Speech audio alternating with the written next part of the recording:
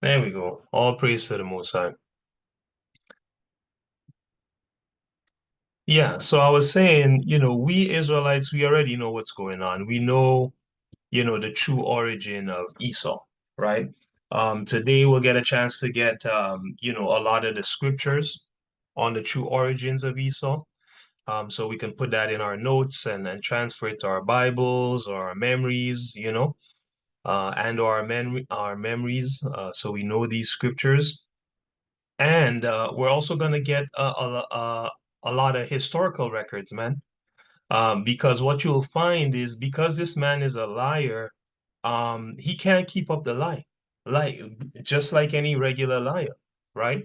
And this guy, the Most High says all he does is speak lies. So if a regular liar can't keep up his lies, eventually you see through it.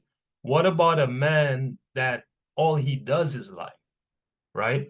That man, definitely will have begin to have major holes in his stories, man, and you'll be able to see the truth through the chinks in his armor, right? So today, that's what we're doing. We're examining all the chinks in this guy's armor, and you're gonna see some major, major chinks in this guy's armor. That's just gonna, wow. Yeah.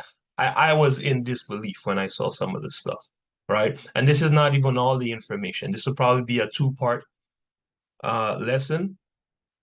This is just, the first part. We're gonna see a lot of stuff through the scriptures and the documents, and then in the second part, we're gonna see even more stuff, and we're gonna see basically how he tried to put up certain smoke screens so nobody would know his origin, man. You know, why are you trying to hide your origin, right? You can tell everyone else where they're from. You can tell the Chinese man where he's from and what year he was born, and you know when the dinosaurs were here and the cavemen and the this and the that. Now we don't ascribe to these things. My point is Esau knows everything. Esau knows how many stars in the universe. He knows the speed of planet Xenon, which is 300,000 light years away. He knows it all, man. You know, that's how he goes. Like he knows everything. So how do you not know where you're from, man?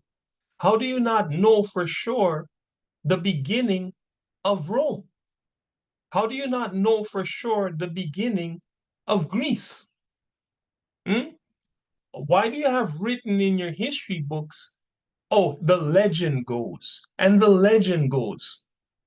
Well, you have that written in your history books because you don't want people to know your actual origin, right? But we're going to reveal it today. So let's uh let's get started here in pre-1836 BC. Okay, 1836 BC, this date is up here because that's when Esau was born. Okay, according to their own calculations, Esau would have been born about 836 BC. Now you're gonna see today that we're gonna go through a bunch of dates. These dates are obviously based on, you know, the so-called scholars calculated times. So we'll just use it for fun, okay? Because we know their dates are not right. How do we know their dates are not right? In the scriptures, the Most High told one of our brothers um, that 10 and a half parts of the world already passed. And this brother was alive during, about 700 BC, right? Let me see here. If I can pull up that scripture for you. Let's see. The world is divided into 12 parts. Okay, so this is the book of Second Esdras, and we'll go from verse 11 here. We'll go from verse 11 in Second Esdras. It says, well, I'll go from 10. For the world has lost his youth, and the times begin to wax old. God is saying this to Ezra, man. Hmm?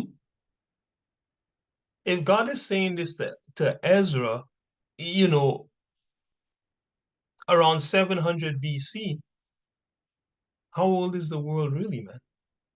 The Most High already told Ezra, hey, listen, the world's getting old, man. And now we're in 2024, so-called, right? It says in verse 11, for the world is divided into 12 parts, and the 10 parts of it are gone already. So in so-called 700 BC, 10 parts of time had already finished, right? And look what he says, and half of a 10th part. So 10 and a half parts of the 12 had already finished in 700 BC, family. Okay. And there remaineth that which is after the half of the 10th part. Okay.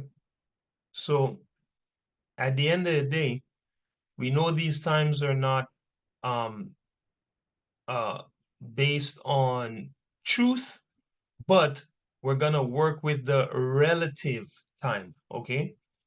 Because again, they're counting this time before and after the birth of Christ, starting in the middle, not really starting at the beginning, because they really don't know the beginning. And those that tell you, 4,000 years is the beginning, if you can do some basic math, if the Most High said in 700 BC, 10 and a half parts were passed already, there's no way the world is only 4,000 years old, okay? Or 6,000 years old either, okay? So that's not true. But I digress. So we're first going to look at pre-1836 BC, which according to them is when Esau would have been born. Okay. So in pre-1836 BC, we want to ask who was in Europe before the so-called European? That's the first question that we're going to ask. All right. So to answer that question, we're going to look here at a great scholar um, who I've gotten a lot of good receipts from, because this guy pulls up ancient books that cost 20 G's, 5 G's, 30 G's, 40 G's. Okay. He pulls up these books, finds these receipts, and puts them together. Okay. And so the brother gives us an accurate picture of who was in Europe before the European. So we're gonna have a look at a part of his video here to sort of get that overview as to who was there before the so-called European.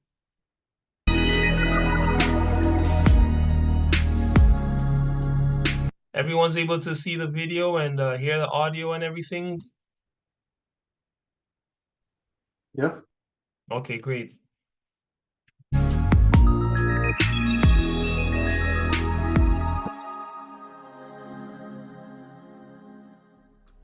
And it says here, The Races of Europe, a Sociological Study. Lowell Institute Lectures by William C. Ripley, Ph.D., Assistant Professor of Sociology, Massachusetts Institute of Technology, that's MIT. Lecturer on Anthropology at Columbia University in the city of New York. All right? Can we give him a little credit? It was like, what do you mean? But that's the white man. That's the white man. Well, the white man is letting you know. The white man's letting you know that Europe was all Swarthy. A new phase of the matter was presented by Broca's celebrated researches concerning the physical characteristics of the French people in the decade following 1860, especially those among the peasants in Brittany. Here were the only Celtic-speaking people on the continent, and they were of a brunette and short race. Then in 1865 came the monumental work of Davis Interment, the Crania Britannia, with added proof that a large part of the Celtic-speaking population of the British Isles, particularly the Welsh, were equally short and of a dark complexion. Short and dark. Broca and Beddoe Among anthropologists at once grasped the situation, they perceived the inconvenience attendant upon the use of the term. Nevertheless, the advocates of the old view of tall blond Celts still counted eminent authority among their number, such as von Baer with his and Ruffmeyer. All right, again another source letting us know, right? Dark complexion Europeans. As early as 1868, Durand de Grosse noted that in Aveyron, one of the southern departments lying along the borders of mountainous area, the populations of the region thereabout were strongly differentiated. On the cavernous plains, the people were taller, of light complexion, with blue or grayish-blue eyes, and having fine teeth. In the upland areas of the granitic formation, the people were stunned, dark in complexion, with very poor teeth. The hypothesis of an Iberian substratum of population in Britain proved that long before the advent of the Saxons, several distinct physical types coexisted in Roman Britain. One of these, he tells us in the 11th chapter of his Agricola, was the Caledonian, red-haired and tall; that of the Silures in southern Wales, with a dark complexion and curly hair. He also notes the similarity in appearance between the southern Britons and the Gauls, and suggests a Germanic origin for the Caledonians, an Iberian one for the Welsh, and a Gallic one for the English. This is possibly all that he said upon the subject, never having been in the country. Then Jornandes, an early Italian commentator, added fuel to the flame by amending Tacitus' words concerning the Silures of Wales, giving them not only dark complexion but black curly hair. Such were the humble beginnings of the Iberian hypothesis, notwithstanding which it has passed current for generations, as it is founded upon the broadest array of facts. What if we should conclude that the assumption is correct in the light of modern research? All right, in the light of modern research. One more facial type needs to be mentioned. It is monist in Kent and in the Isle of Wight. It is generally ascribed to Jutish ancestry from Jutland. That's Jutish from Jutland, Denmark. Our two upper portraits of page 316 represent this adequately enough. These people are darkish in complexion. The principal peculiarity in their convexity of profile from chin to forehead. The lips are rather thick. The nose is difficult to describe, unless we can agree to call it Jewish. What explanation can be offered for the curiously? Notice the brother said their faces are concave. All right. And he said I can't explain it no other way than to call it Jewish. Okay. And at that time, everybody understood that the Jew was a Negro. Okay. So he's saying these people in Europe, they look like Jews, man. Which means they what? They had dark complexion. So that's what the brother means there. Curiously, un-Teutonic population which seems to fringe the coast of Norway, especially central in the southwest. It is unattainable hypothesis, as in fact Nielsen found it is to ascribe this to the persistence of a substratum of lapse from the Stone Age. These people, to be sure, are characterized by all traits noted in the southwest of Norway, and this moreover to an extraordinary degree. They are almost dwarfed in stature. They are dark-haired and swarthy. All right, swarthy. So notice he says they are almost dwarfed in stature, which means they're really short. And he said they are dark-haired and swarthy. Okay, dark-haired and swarthy, meaning brown skin. And these are the people of Norway. All right. And if anybody knows where Norway is, that's so-called Europe. That's in so-called Europe as well. All right. In fact, let me see if I can pull it up real quick.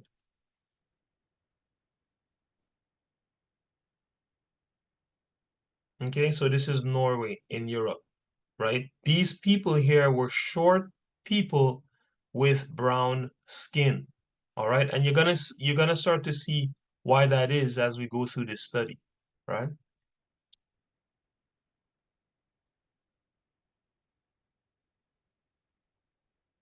And as our two portals illustrate, they are broad-headed to an extreme. Our second physical type of the right. This is also very important. He said they are broad-headed to the extreme, meaning they have like a large face. Okay. Now start to think about who you know that has broad faces, all right, on the planet. All right. Start to think of who you know that has broad faces, which tribe or race of people you know with broad faces. All right, start to think about that. Russian Aborigines, all right, now we're talking about the Russian, is the polar extreme from this long-headed red blonde one. We may follow it in our map of the black tints indicating a prevalent broad-headedness. This is best exemplified at the two extremes of Russia, in the Lap of the northwest and the Kalmuk and Kursk hordes of the Caspian steppes. The Samoyeds are merely a continuation of the Lap type towards Asia along the Arctic. These people correspond closely to what we popularly regard as Mongolian. Alright, so listen up. The Mongolians, they are all what? All dark or black haired with swarthy skins. So this man said the Russians look like the people that we would call Mongolians. The brother said the Russians, the original Russians, look like the people that we would call Mongolians. Okay.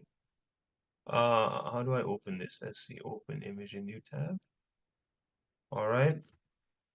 Okay. He said this is what the original Russians look like, family. All right. So hopefully you're starting to get a sense for who was in so-called Europe before what do you call it? The Edomite, man. You know, the so-called European, right? Let's get this one as well. All right. All right. This is what you're looking for, man. This is what the people looked like in Russia, the brother just said. Okay, and showed the receipts, right? Alright, the Aborigines, the Russians, because the Mongolians are really Russians. They're Russian Aborigines. Genghis Khan's real name is Georgy Danilovich. He was Russian. These hordes, these Mongolian hordes with these golden hordes, these Russian armies that were invading. All right, and this guy Georgy or Genghis united these Russian armies or these kingdoms, what they call it, the story they call it. But these Mongolians, even Genghis Khan was very swarthy, very dark skinned. We are strengthened in this assumption that the earliest Europeans were not only long-headed but also dark-complexioned. By various points in our inquiry thus far, we have proved the prehistoric antiquity of the living Cro-Magnon type in southwestern France, and we saw that among these peasants, the prevalence of black hair and eyes is very striking. In comparing types in the British Isles, we saw that everything tended to show that the brunette populations of Wales, Ireland, and Scotland constituted the most primitive stratum of population in Britain. Furthermore, in that curious spot in Garfagnana, where a survival of the ancient Ligurian population of northern Italy is indicated, there are also other people characteristically dark. Judge The brother said in northern Italy, there are also people that were characteristically dark in northern Italy. Now, whether or not you know where Italy is, I mean, everybody knows, you know, or rather the what people have heard about Italy is that, you know, it's a European country, right? Um, here's a good map. This is Italy, man. Here's the Mediterranean Sea. This is Italy, man. Dark complexion. So how did all these light skin, sharp nose, sharp feature uh people get there, man? If the original people were dark skinned people, right? With broad heads and faces, man, right? This is the question you need to begin to ask yourself. Let me type Italians and see. I mean, come on, you know.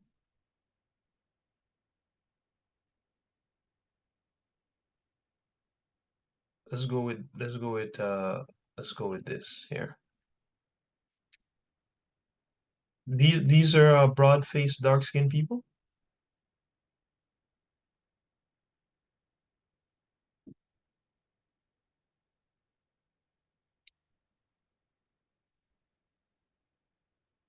Let's open this here. Broad-faced, dark-skinned people.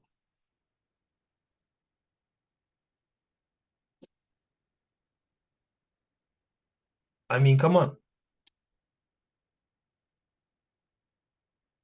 right? Let's continue. Therefore, either in light of general principles or of local details, it would seem as if this earliest race of Europe must have been very dark. It was Mediterranean in its pigmental affinities and not Scandinavian. All right, and continues says on the islands of the Shetlands, and the Orkneys and Hebrides, the case was much the same. Here, the Aborigines were often entirely replaced by purely Scandinavian population. Such a family with strongly accentuated Norwegian peculiarities is depicted on this page. Its contrast with the Aboriginal dark population, in contrast again with the Aboriginal dark population. The old black breed needs no comment. The old black breed, the Aboriginal dark population. Notice here he calls them the book calls them the old black breed, man. I mean, that's plain. And he said, hey, listen, the original people are not these Scandinavian people that you're seeing. Another made-up name for the European, the so-called European. This guy has so many names, it's not even funny, right? None of them harken back to his real name, right? Which we'll get to. All right, it says here, Pfitzner observed the same phenomenon in Alsace, whereas in Britain a dark population has been overrun by a Teutonic one. So striking was the contrast here that the even ascribes it to real sexual peculiarity. Let's see the meaning of this word Teutonic, if we can find it.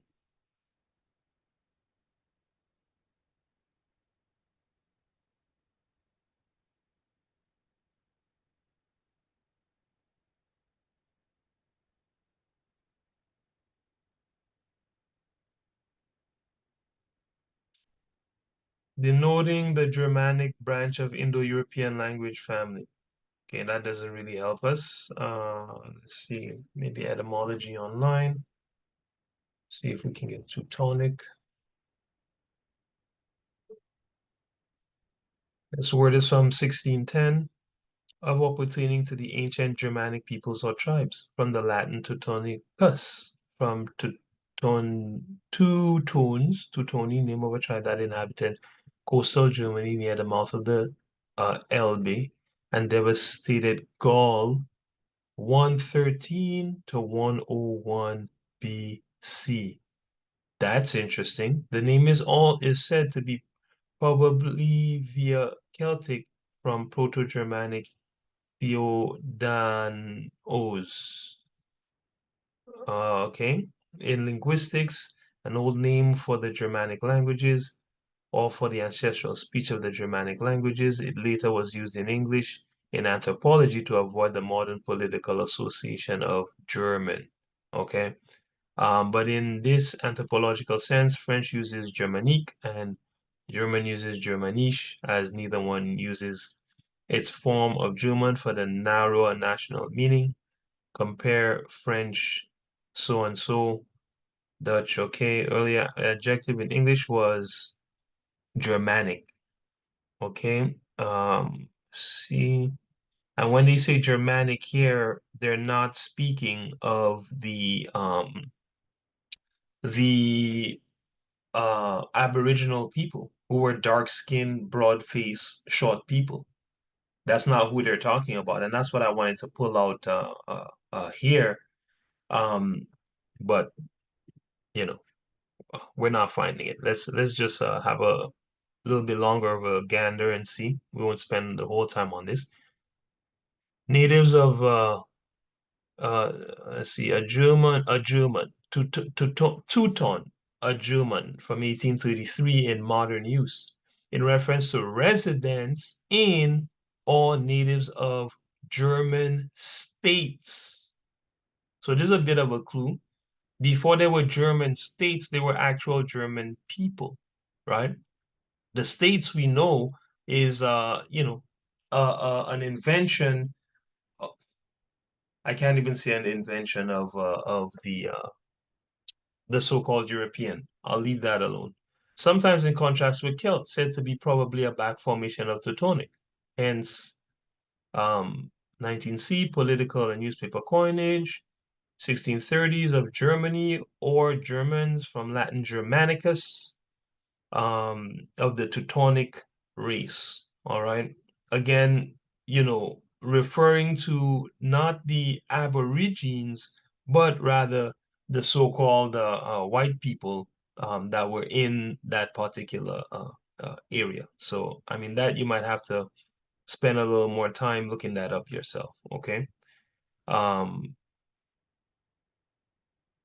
let's see if I see anything here. Yeah, of course. Of course not.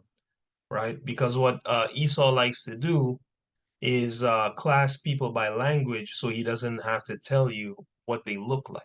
You understand? Or who they really are, right? That's like, today he would tell you if Esau were writing, or if the so-called European were writing about us today, and he didn't want anybody to know, for example, that we were the Israelites, he would say the Canadian people, or rather the speakers of the Canadian dialect of English. So in the reader's mind, you're not thinking of, well, there's Jews here, there's uh, Ishmaelites here, there's Elamites here, there's Japhites here. You're not thinking that. As the reader, you're like, oh, okay, speakers of Canadian English, or these were all so-called white people, right? Your race would be erased in his historical record, right? And this is the technique that he has used throughout time to hide who people are.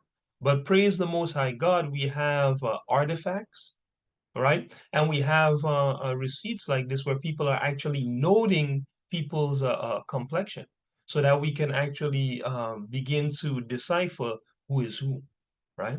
So let's keep going. One detail of our map confirms us in this opinion that a primitive dark population in these islands, now mainly of Celtic speech, has been overlaid by a lighter one. Notice the strongly marked island of Brunettes just north of London. Two counties, Hertfordshire and Buckinghamshire, are as dark as Wales, and others north of them are nearly as unique. Alright, it says the three main physical types in Scotland are well represented by our portraits at page 324. The upper pair, raw-boned and red-headed, is familiar enough, as also the equally tall, heavily built but dark type illustrated in our Moray and Inverness subjects. The middle pair, the little dark men, are representative of probably the oldest element of all in Scotland. Alright, who? The little dark man in Scotland. This corresponds closely to Silures of Wales or the small dark Firtbolgs west of Shannon in Ireland. The curly hair shown in both our examples is, I am informed by Dr. Beto, very common among men of this type. All right, So here's Ireland.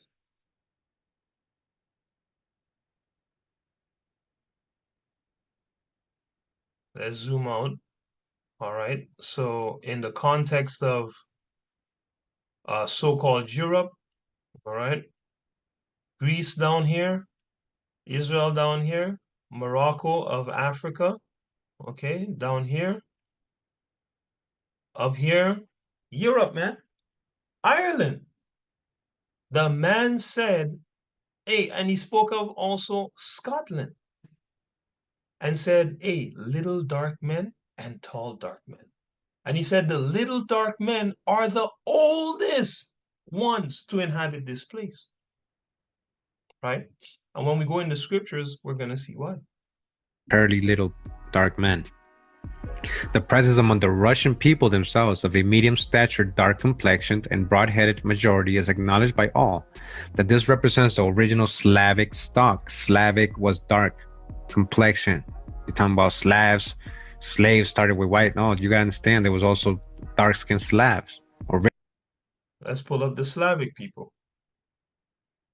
So Slovenia, Mm, I was on the map. Was I on the map already? Yes, I was. Let me just open this. It's Slovenia. Okay. All right. Slovenia. Just by Italy. Okay. The Slavs also short dark men, man, with broad faces. The Danes he spoke of, call them another name, Jutland. Okay, when you do your research, Jutland is the Danes or the Danish, right? Short dark men. So what are these short dark people doing all over Europe, man? Italy, Slovenia, Denmark. He probably is gonna talk about the Swedes, Ireland, Scotland. Why are these people here? Right? Gonna find out. Originally, the original Slavics were dark complexion. Alright? It's certainly the most logical direct inference. It is, in the opinion, tacitly at least accepted by most of the English writers. Alright? That's what is accepted by almost all English writers. Alright? All right. So, that's all I want from that particular video. All right. So all praises to the Most High for that. So, um, the Slavs, the Britons, the Scottish, the Irish, who was it? The Italians, short, dark, broad-faced men. Some medium build dark men, some tall dark men. Originally there before the so-called Scandinavian, which he described as tall and light-skinned men. Okay, why is that? Well, let's go to Genesis 10. Let's go to Genesis 10. Brother Chris, are you able to read? And I know I'm supposed to have another reader here in I can read some. Yes. yeah. I Akira, Sister Akira, you gonna be reading as well? Hello? Yeah, All right. All praises to the Most High. Welcome. It's nice to hear you on the line. thank you. It's nice to hear you. All righty. All right. So let me see here. Genesis 10. Read from verse 1, and we'll go until we get to verse 5. Go ahead. This is the book of Genesis, chapter 10, starting at verse 1. Now these are the generations of the sons of Noah, Shem, Ham, and Japheth. And unto them were sons born after the flood. The sons of Japheth, Gomer, and Magog, and Madai, and Javan, and Tubal, and Meshech, and Taras. And the sons of Gomer, Ashkenaz, and Riphath, and Togarmah. And the sons of Javan, Elisha, and Tarshish, Kittim, and Dodanim. Mm-hmm. By these were the isles of the Gentiles divided in their lands, everyone after his tongue, after their families, in their nations. Right. So my question is this: according to the Most High, the um the the people of Gomer, Magog, Madai, Javan, Tubal, Meshech, Ashkenaz, Riphath, Togarmah, did I say Javan? Elisha, Tarshish, Kittim, and Dodanim. This question is for Saba. These are all sons of who?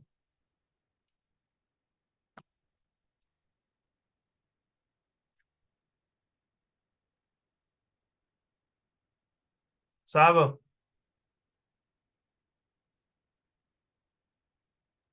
The sons of the Gentiles. Mm, no. Verse 1 has the answer. Verse 2 has the answer.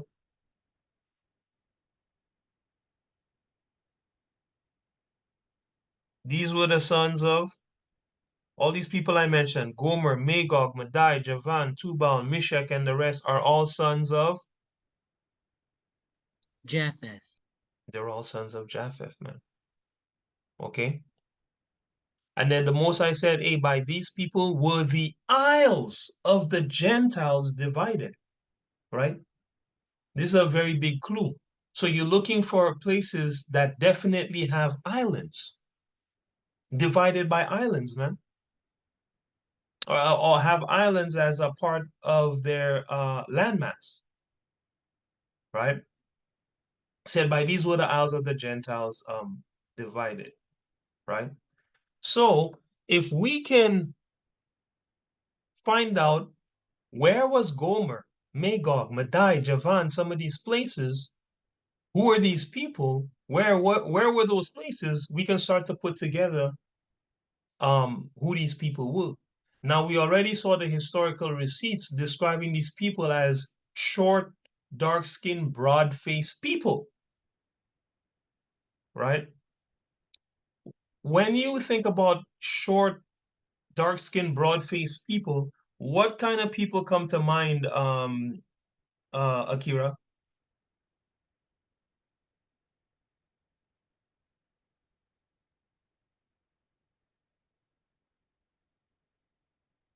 Um, usually black people.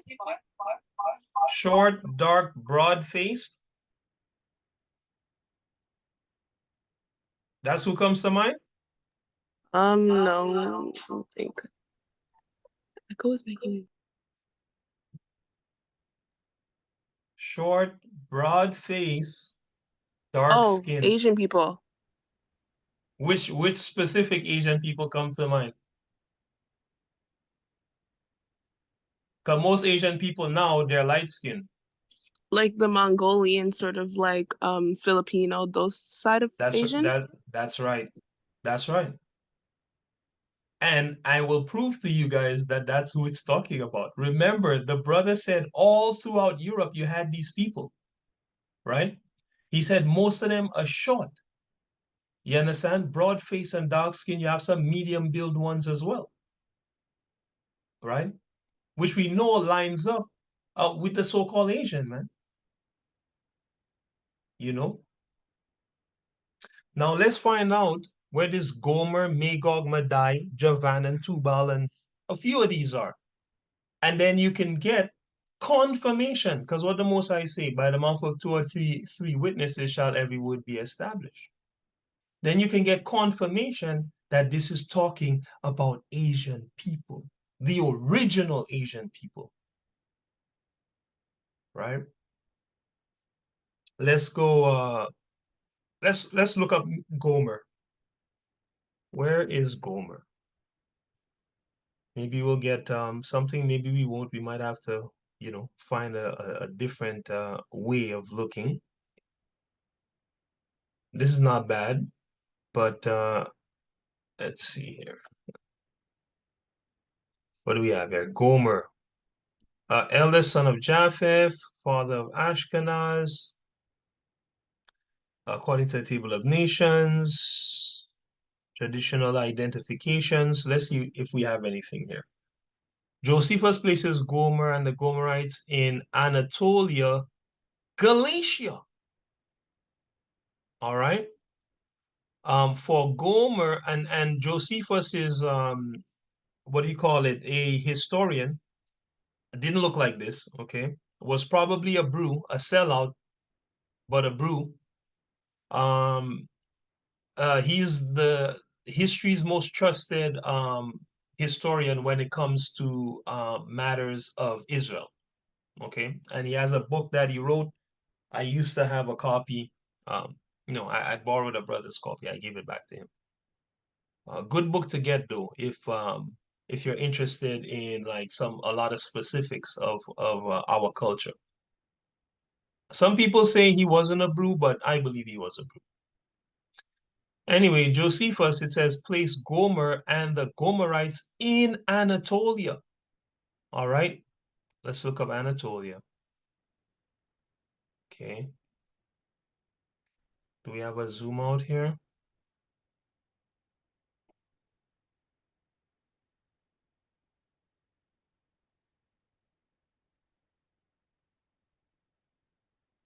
Let's see what we got here. This might see if this gives us what we want. Let's see if this gives us what we want.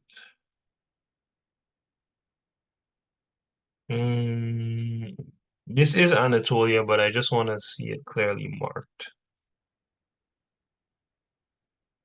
Okay, so this is called Turkish invasions in Anatolia. All right, between the year 1050 and 1050 BC and 1204. Okay, so as you can see, Anatolia encompasses Cyprus here and Rhodes here, okay? Armenia on this side, all right? So you can start to see contextually where this place is. We can mark Cyprus as like sort of, a point to show us. See Cyprus down here, Laodicea, okay? Let me see. Let's just look up Galatia because it said that it was Galatia. All right. So Galatia, ancient region of Anatolia. All right. Da, da, da, da.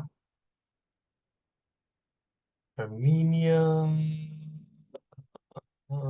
There we go. Galatia. All right. Galatia. Right here. All right. Galatia. All right. Let's see if this has anything else we're looking for while we're here, so we don't have to keep looking. Okay, so this is circa 332 BC to 395 AD. All right. So Galatia. All right. So this would have been the same area. It was talking about where the Church of the Galatians would have been. All right. So here in Galatia. So it says Gomer is placed in Anatolia, Galatia specifically. All right. For Gomer founded those whom the Greeks now called Galatians. All right. But were then called Gomerites. All right. So where is Gomer? Gomer is in so-called Europe, man. Gomer is in so-called Europe. Let's see if we can find another. Where will we? Genesis 10. Let's look for Magog. All right. Let's look for Magog. We got Gomer. Let's see. Where is Magog? Where is ancient Magog?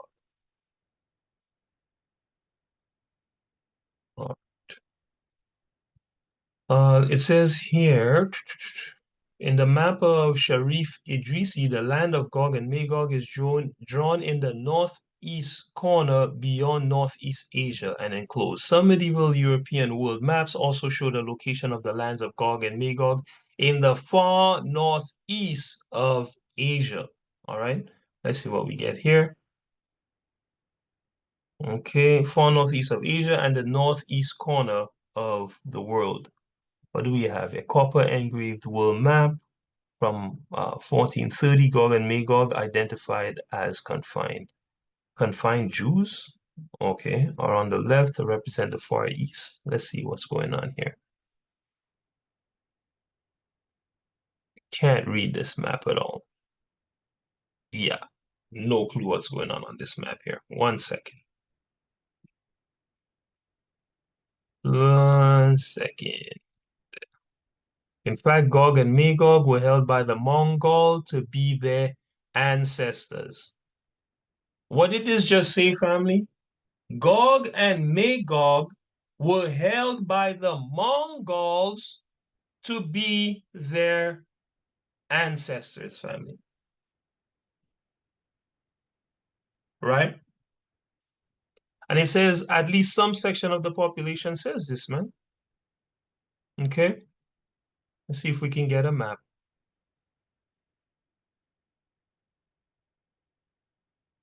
Let's see if we can get a map.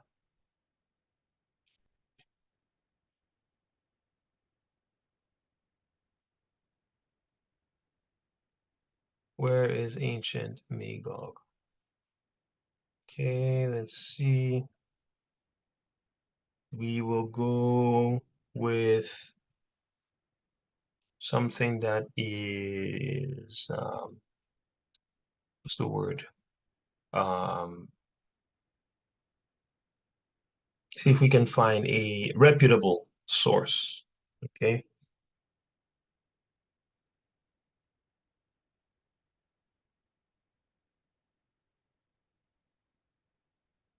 What is this here? The American Vision.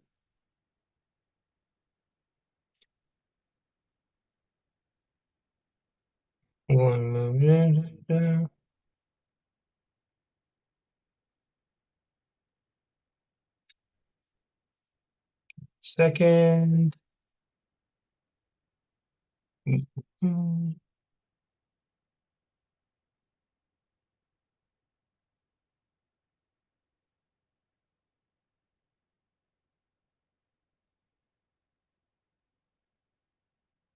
Pinterest, Prophecy Watchers.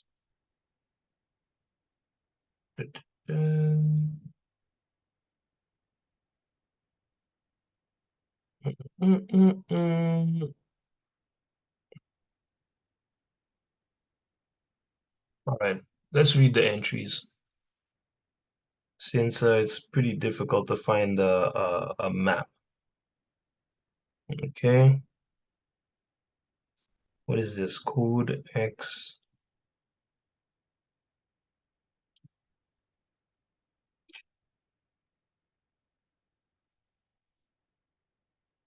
A quick second here.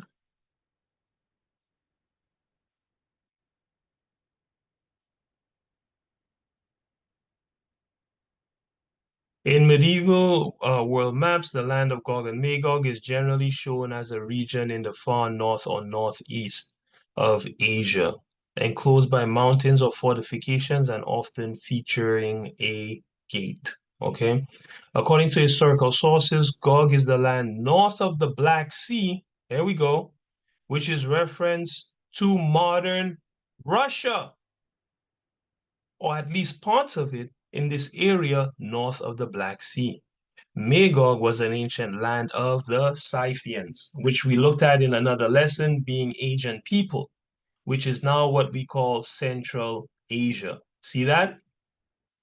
And possibly includes parts or all of Afghanistan. Magog is also modern Turkey, modern day Turkey, Europe, Russia, and maybe China. Remember, who was in Europe? Who was in Turkey? Who was in Russia? These short, dark-skinned, broad-faced people. Okay? So now we have two witnesses showing, hey, listen, Gog was in, sorry, the children of Japheth were in what is known as Europe. Turkey, Europe. Russia, Europe. Right now we know that's Eastern Europe, or the Eastern Roman Empire as they call themselves, right? And then you have Europe, which is the western portion, including Turkey, which is on the east side of Europe.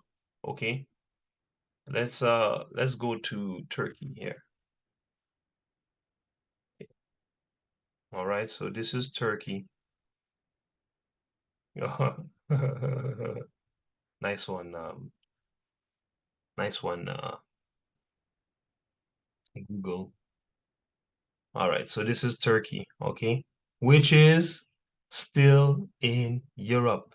And it said Magog is what? North of the Black Sea, okay, and approaches what? Or in what? Russia, man, okay? So the Most High is showing you all of these lands up here. Mongolia, come on. China, come on. And by the way, there's a mountain range that cuts across this whole place, okay, called the Caucasus, okay, all right, which here, if I'm not mistaken, and that mountain range goes across the whole country. So all this country here in the north did not belong to Esau. or did not belong to the so-called European. You're gonna see, for those that don't know, you're gonna see why I keep calling him Esau in a second, right? These lands belonged to Japheth, according to the scriptures, who are the so-called Asian people, all right? And now we've gotten a few receipts to put that together, all right? Is that clear to everyone so far? Is that pretty clear? Yeah. All right, great. Good. So, who was in Europe before the so-called European? The sons of Japheth. That's who was there. Now, don't even let me pull up Javan. Let me pull up the Javanese. Okay. Now remember, these people were ran out of their land by the so-called European. Okay. And so, they ended up uh in Southeast Asia and all of these places. All right. Javan is one of the sons of Japheth. And when you look up the Javanese today, guess what you find? Guess what you find when you look up the Javanese? Let's have a closer look. Guess what you find when you look up the Javanese, right? I mean, who are these people, Brashan?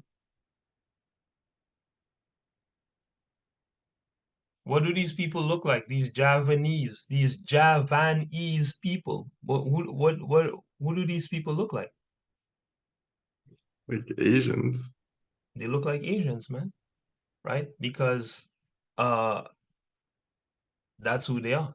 The children of Japheth, this is their look, right?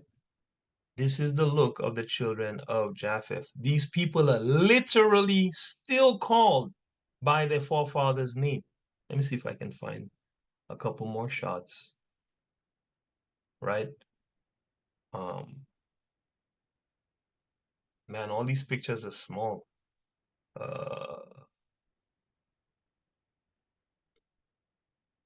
Oh, this one's not bad. Open image in new tab.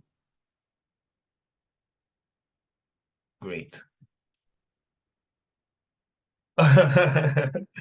These are the Javanese people. Okay, family? These are the Javanese people. All right. All sons of Japheth. Okay. That should be pretty clear. Okay, so pre-1836, who was in Europe? It was the sons of Japheth. All right. So 1836 to present, we're going to move down a bit in the timeline.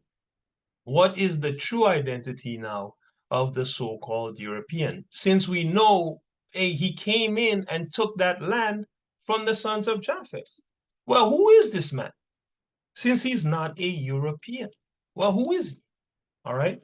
Let's go to give me Daniel 8, and you'll read from 17 to 25, Akira. All right, and let me see here.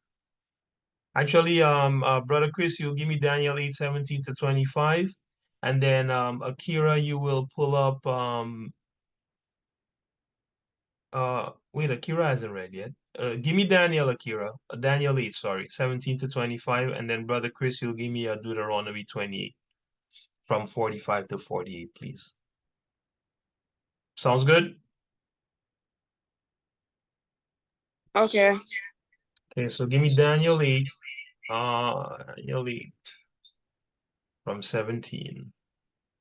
Now, you have a little echo on your thing there. You might, if you have the option to, you can turn off the extra speaker that's on your Zoom.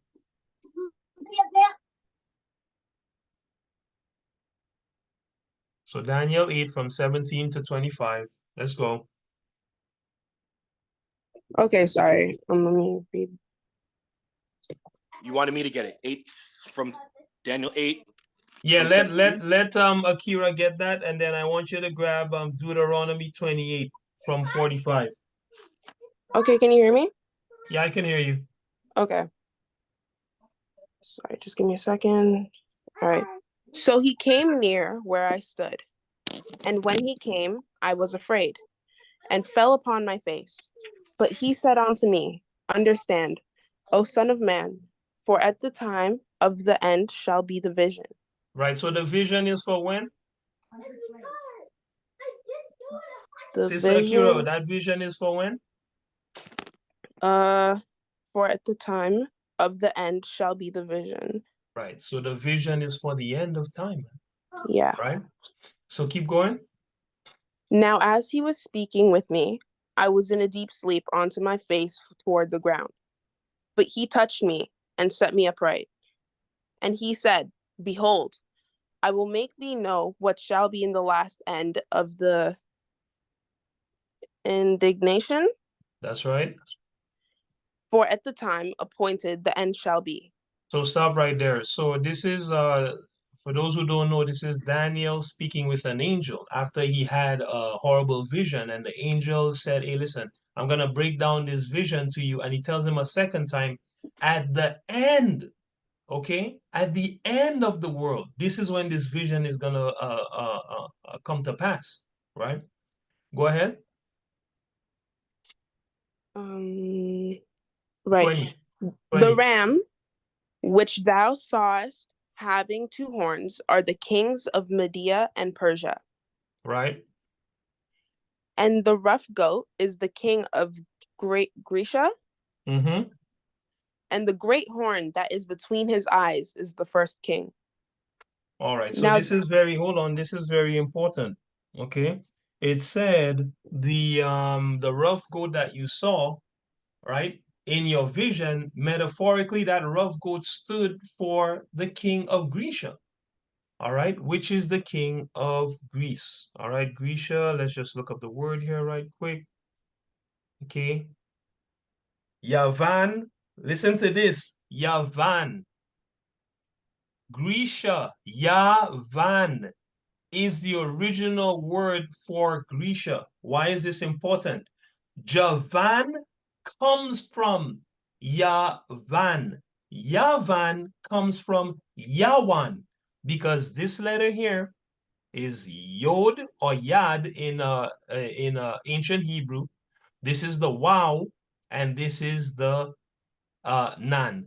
So you put this together, this would be Ya, this Ya, Wa, and then the final N, Yawan. So Greece is literally named Javan. This is where the Javanese people originally came from. Greece, Yawan. That's their land, right? Anyway, uh, but Grisha, as it tells you here, when you look uh right here, it literally says proper name of a people, and it's talking about Greece. All right. Hopefully everybody sees that. Um, go ahead. continue. Yep, the rough goat. Yep, go ahead. Now that being broken, whereas four stood up for it, four kingdoms shall stand up out of the nation, and not in his power. And in the latter of time, their kingdom, when the transgressors are come to the full, a king of fierce countenance and understanding dark sentences shall stand up. So hold on. So when is the king of fierce countenance and understanding dark sentences gonna stand up? Dark sentences just mean secrets, okay? And the king is a metaphor for the ruler. So when is this person gonna stand up out of Greece? In the latter of time of their kingdom, In the latter time of whose kingdom? um, the hold on, not in his power. The Gracia. Yep. In the latter time of the Greek kingdom, God said a king is going to stand up understanding dark sentences, man. Right? So go ahead. Shall stand up, and his power shall be mighty, but not by his own power. Oh, yeah. And he shall destroy wonderfully, and shall prosper and practice, and shall destroy the mighty and the holy people. And through his policy also he shall cause craft to prosper in his hand. Mm-hmm. And he shall magnify himself in his heart, and Mm-hmm. by peace shall he destroy many. Mm-hmm. He shall also stand up against the prince of princes, but he shall be broken without hand. Right. So according to verse 25, the king of where was going to stand up against the prince of princes? The king of, Or rather, the king of who? Because it's not just a where, it's a who. The king of,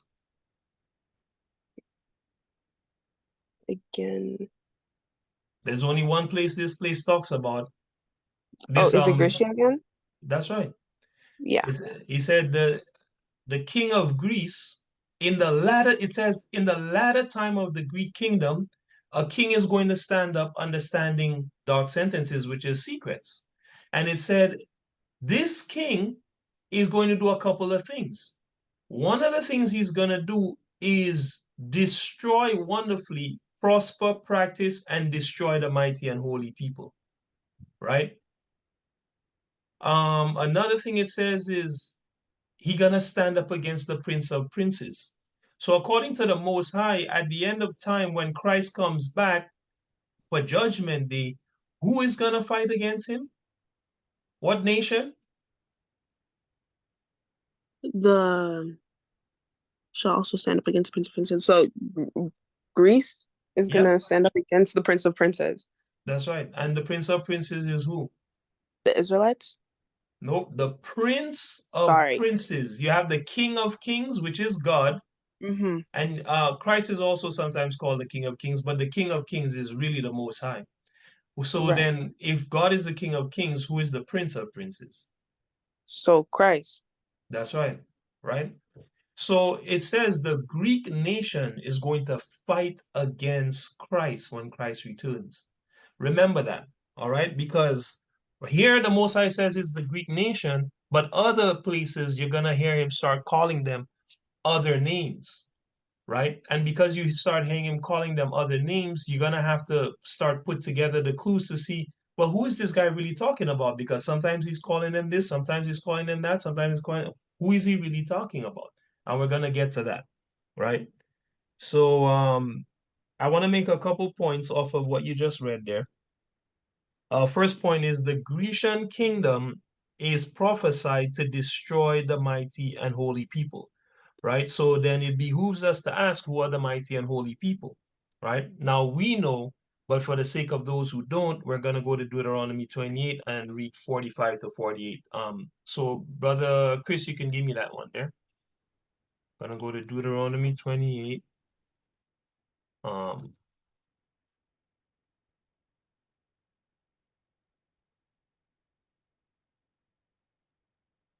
45 to 48.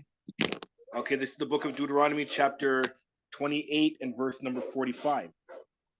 Moreover, all these curses shall come upon thee, and shall pursue thee, and overtake thee, till thou be destroyed, because thou hearkenest not unto the voice of the Lord thy God, to keep his commandments and his statutes, which he commanded thee, and they shall be upon thee for a sign and for a wonder. I'm sorry, bro. Before you read that, let's go to Deuteronomy 7.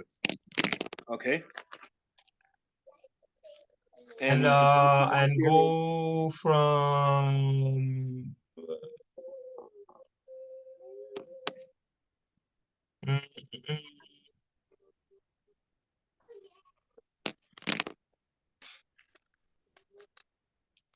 go from mm, let's just read verse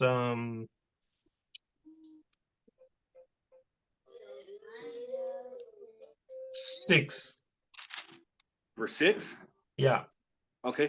This is the book of I'm Deuteronomy. sorry, read 6 to 8 because that'll give you like definite answer. Go ahead. Okay. This is the book of Deuteronomy, chapter 7 and verse number 6. For thou art an holy people unto the Lord thy God. The Lord thy God hath So chosen sorry, before you read on, remember Daniel said that the Grecian would destroy the mighty and holy people. So now you're getting a clue as to who are these holy people. Go ahead. right. For thou art an holy people unto the Lord thy God. The Lord thy God hath chosen thee to be a special people unto himself, above all people that are upon the face of the earth. Right? The Lord did not set his love upon you, nor choose you, because you are more in number than any people, for ye were the fewest of all people. Right? But because the Lord loved you, and because he would keep the oath which he had sworn unto your fathers, hath the Lord brought you out with a mighty hand, and redeemed you out of the house of bondage, from the hand of the Pharaoh, king of Egypt. All right. So who did the Most High redeem out of the house of bondmen from the hand of Pharaoh, Brother Sean? Who did the Most High redeem out of the hand of Pharaoh, right? Out of the house of bondage? The Israelites. The Israelites. So who are the mighty and holy people that were being spoken about in Daniel 8? The Israelites. It would be the Israelites, right? All right. So we can I think that's all I wanted on that one. So let's go back to Deuteronomy 28. So Okay. since we know the mighty and holy people are the Israelites, okay, here's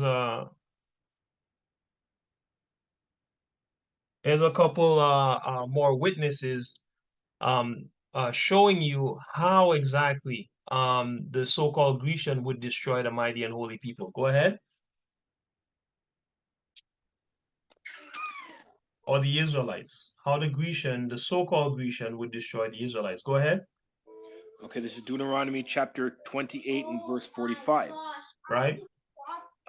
Moreover, all these curses shall come upon thee, and shall pursue thee, and overtake thee, till thou be destroyed, because thou hearkenest not unto the voice of the Lord thy God, to keep his commandments and his statutes which he commanded thee. And they shall be upon thee for a sign and for a wonder, and upon thy seed forever. Because thou servest not the Lord thy God with joyfulness and with gladness of heart, for the abundance of all things. The 48.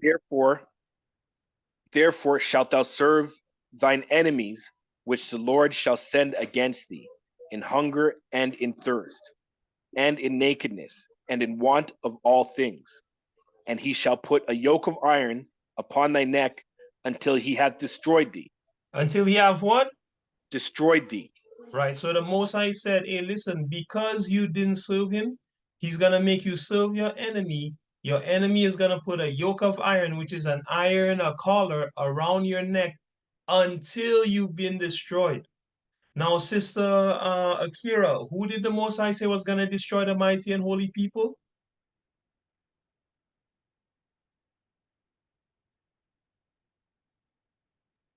Sorry, can you repeat the question?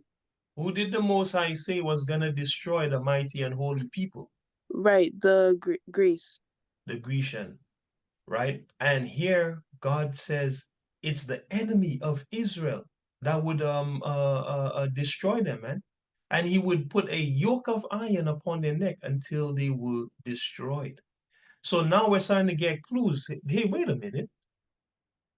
There's only one people that got a yoke of iron and iron clasp put upon their neck until they were destroyed. That was the so-called Negro. And who did that? It was the so-called white man. So who is the Most High talking about? Well, he has to be talking about the so-called white man because that's who put the clasp on the neck of the so-called Negro till he was destroyed, right? And the Most High said that this was gonna happen to the Israelites. So wait, these Negroes, so-called Negroes, must actually be what? The Israelites, right?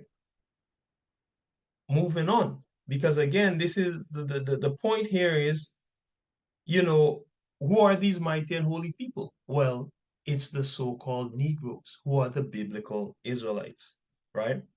Um, let's go to Luke 21 and we'll read verse 24. Um, Brother Chris, you can give me that one. Luke what? Luke 21 and verse 24.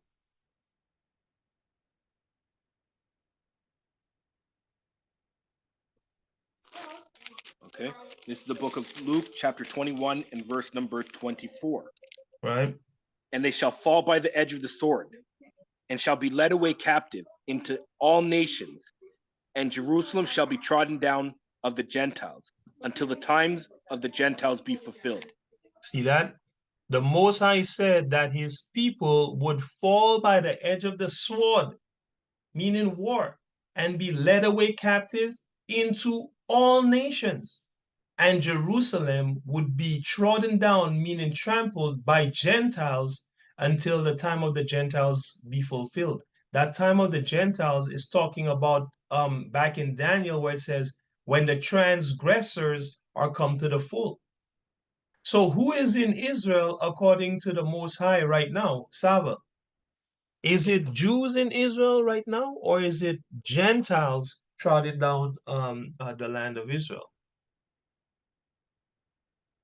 Gentiles. It's Gentiles. Because the real people would fall by the edge of the sword and be led captive into all nations, right? And we know that happened in 70 CE when the Romans sacked Jerusalem, okay, and sold the Jews for slaves, man, right? And killed a whole bunch of them, right? And we know that process repeated during the transatlantic and the trans-Saharan slave trades, you know?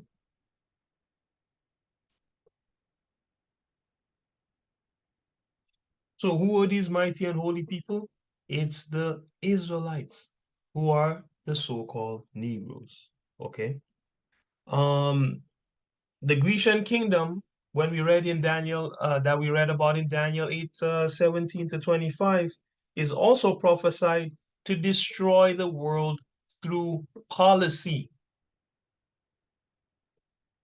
Now, can anyone tell me who is it that went around and through various treaties and paperwork got control over the whole entire world? Which nation? Um, Brother Chris. Basically the white men, The so-called white man, so-called white men, yeah. right? He went and what policy did he use?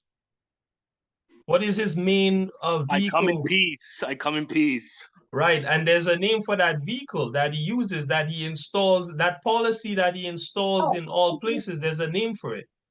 Democracy. Democracy. That's the policy that he used to destroy the world, right? To tell the Ishmaelite woman, hey, she can wear tight pants and go out on the road, man. And she don't have to respect her husband.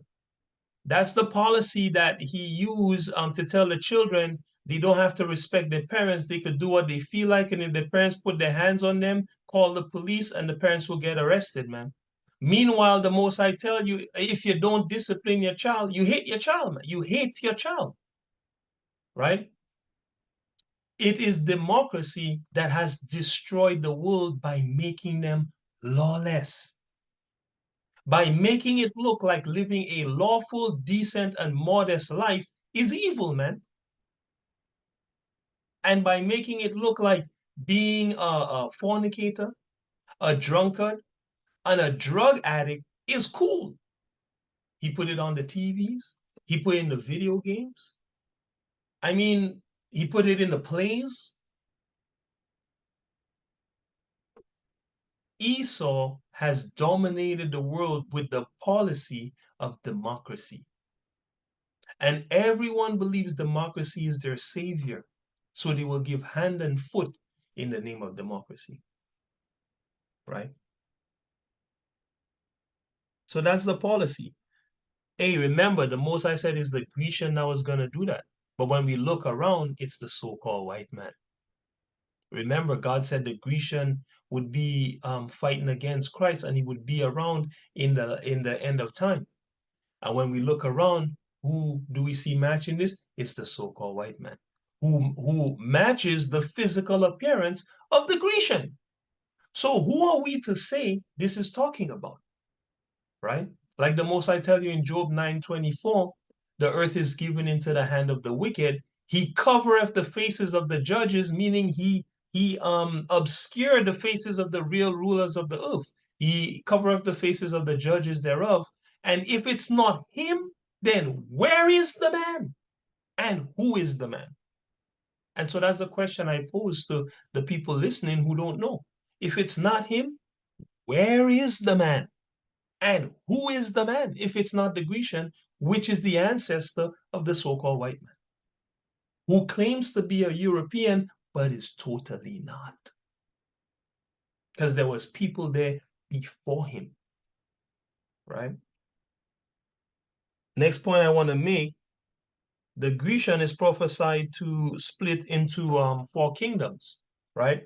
Now, I don't want to spend too much time into that, but that is referring to when Alexander the Great died, and his generals divided his kingdom. That's in the book of First Maccabees, the first chapter. Um, let's see here. Whose turn is it to read? Just want to pull this up real quick.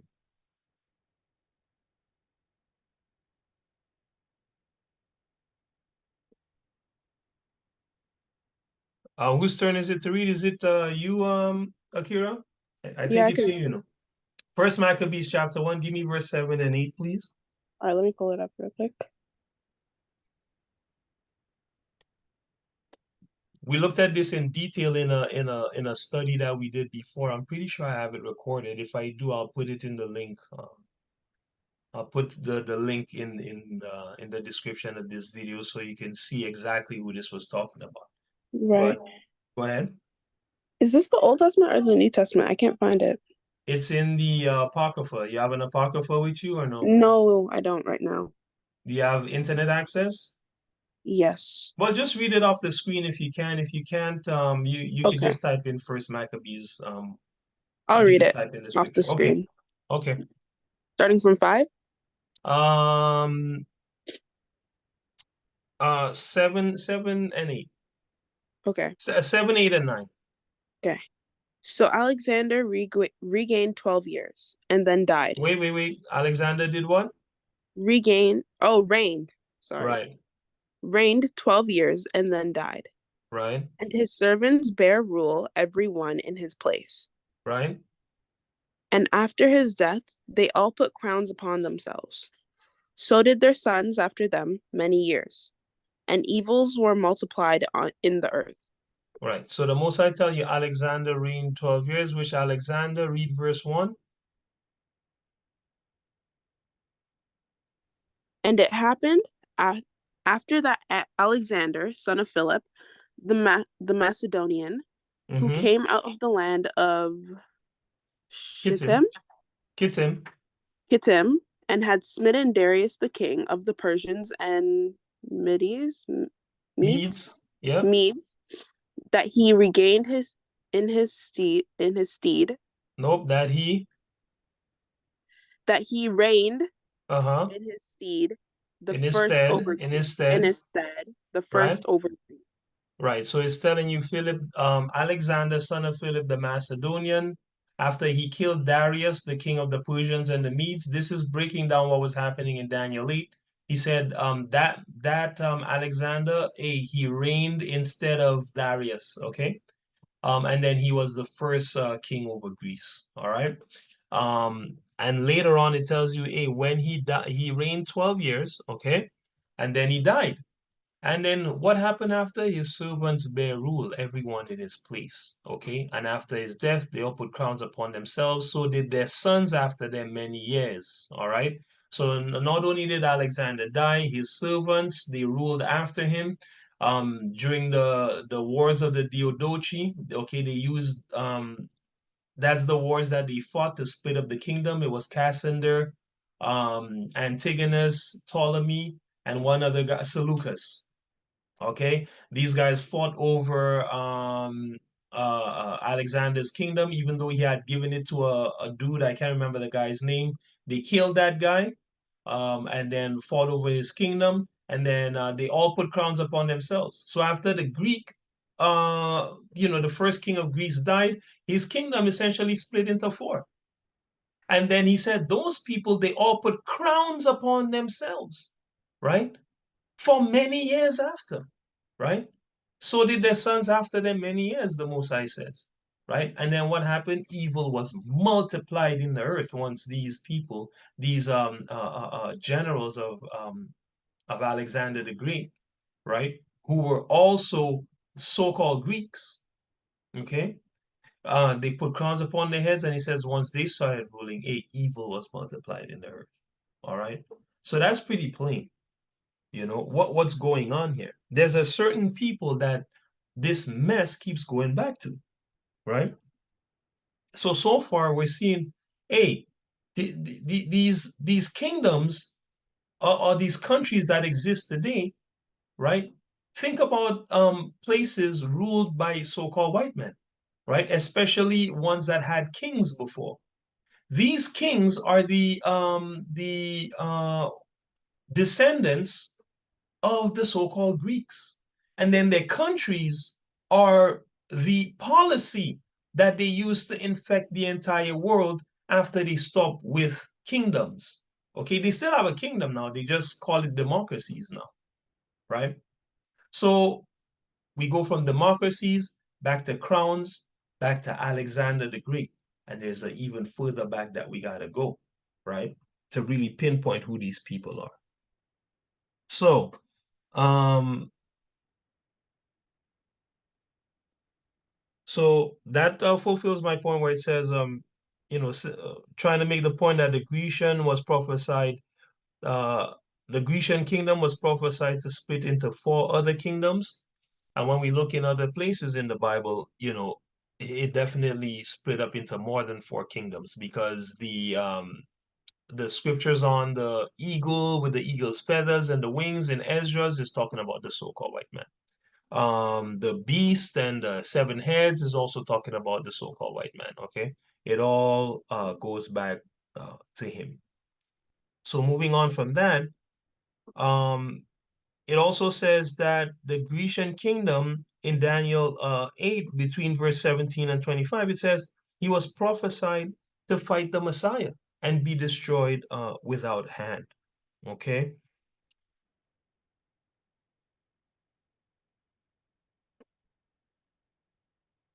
That being said, let's go a little deeper to find out, okay, well, who is this so-called Grecian who is prophesied to fight against the Messiah?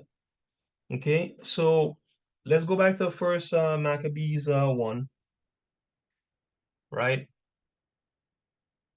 And read 7 to 9 again. Akira, and then Brother Chris, give me first Maccabees chapter 2, 45 to 48. Brother Sean, did you want to pick up a couple scriptures? Yeah, if you put it on the screen, I could read it. No problem. Yeah, so I'll have you read First Maccabees 5:3 after that. So let's see. First Maccabees 1, 7 to 9. Go ahead, Sister Akira. So Alexander reigned 12 years and then died, and his servants bare rule, every one in his place. And after his death, they all put crowns upon themselves. So did their sons after them many years, and evils were multiplied in the earth.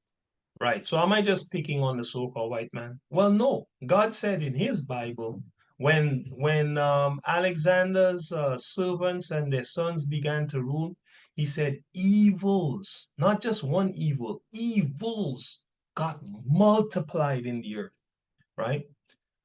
So, as the world, you know, lauds Alexander the Great as a great conqueror, God uh, uh, uh, basically is saying, oh man, this is not good. Evil was multiplied in the earth, okay, when this guy came to rule. It wasn't a good thing, okay, when the world became Hellenistic. It was a terrible thing when the world became Hellenistic because evils were multiplied in the earth, right? And we're gonna see why. Give me First Maccabees uh 2. Again, we're looking at what is the true identity of the so-called European, right? So right here, the Most High is still referring to them as Greeks. We're gonna go and see what the Maccabees referred to them as. Go ahead. First Maccabees 2, 45 to 48. Okay, this is the book of First Maccabees, chapter 2, and verse number 45. Then Mattathias and his friends went round about and pulled down the altars, and what children soever they found within the coast of Israel uncircumcised, those they circumcised valiantly. Right? They pursued also after the proud men, and the work prospered in their hand. So they recovered the law out of the hands of the Gentiles Mm-hmm. and out of the hand of the king. Mm-hmm. Neither suffered they the sinner to triumph. Neither suffered the what? The sinner to triumph. The sinner to triumph. So what was happening at that time? Well, I'm gonna show you guys. If I go to back to First Maccabees, the first chapter, right? The people were being oppressed by the so-called Greeks, right? Destroyed by the so-called Greeks. Amos 1:11 says that uh, Esau has a perpetual hatred for his brother Jacob. And you're going to find out that this is who the ancestor of the Greek is. It's Esau. And you're going to find out that he's an Edomite, right? We're going to get there. Verse 36, no, 39, 40, 40, 41. But before I read 41, I think I want to come up here. Uh, there we go. And read verse 10, right? It says, and so remember, after it says evils were multiplied in the earth in verse 9, in verse 10 it says, and there came out of them a wicked root. Out of who? The Grecians, man.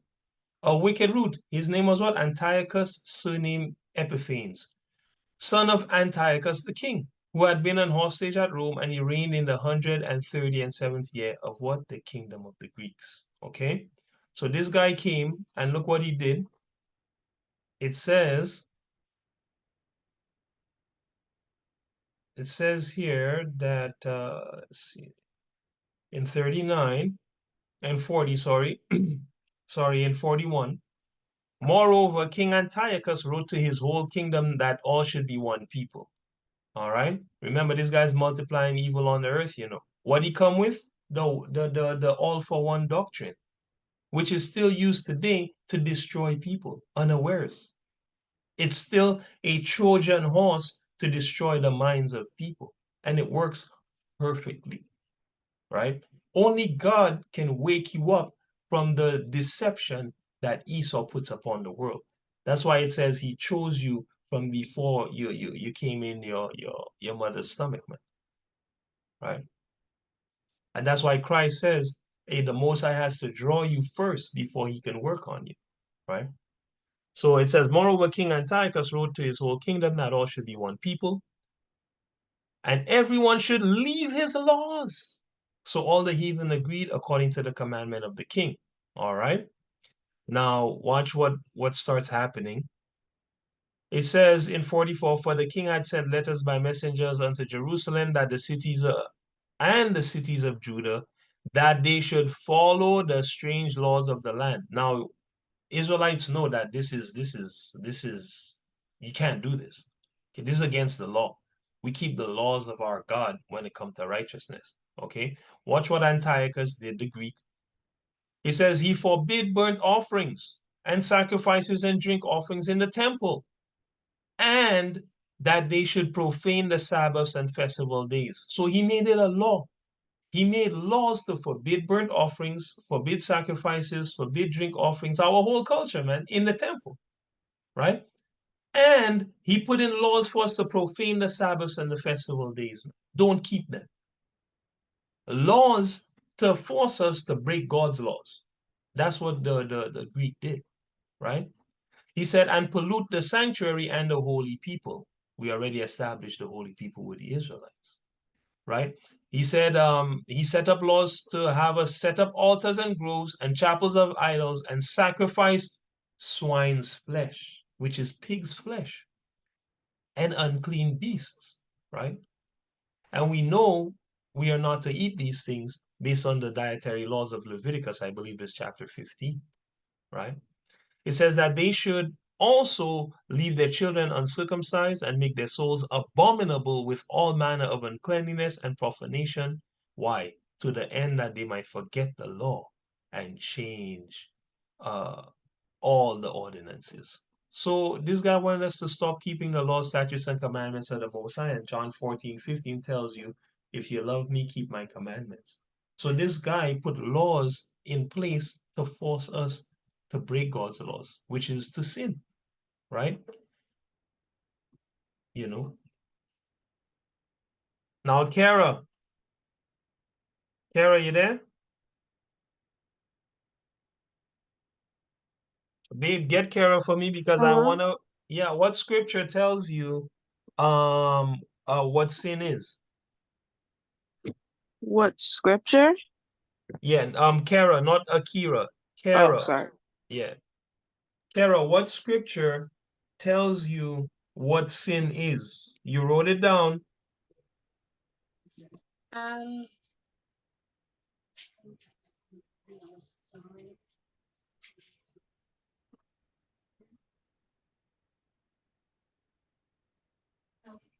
First John 3 and 4. First John 3 and 4, very good. Right? Tells you, and what does it say? Whosoever committeth sin transgresseth, transgresses also the law. For sin is the transgression of the law. That's right, for sin is the transgression of the law. Right? Right? All praise to the Most High. Right? So these guys had laws to make us transgress the laws of the Most High God, man. Right? Now, here's the point. Why were the Maccabees fighting the Greeks? Verse 50. And whosoever would not do according to the commandment of the king, he said he should die, man. So he was killing us for not keeping his commandments. Okay? In the selfsame manner wrote he to his whole kingdom and appointed overseers over all the people, commanding the cities of Judah to sacrifice city by city. Then many of the people were gathered unto them, to wit, everyone that forsook the law, and so they committed evils in the land, man, and drove the Israelites into secret places, even wheresoever they could flee for succor, which is safety. All right. Um, let's see here. I wanna also bring out this thing that he did here.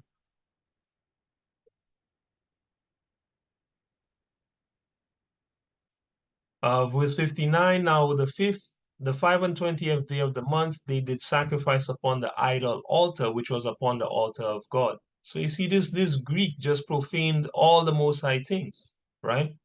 He put an idol altar on the altar of the Most High, at which time, according to the commandment, they put to death certain women that had caused their children to be circumcised, man.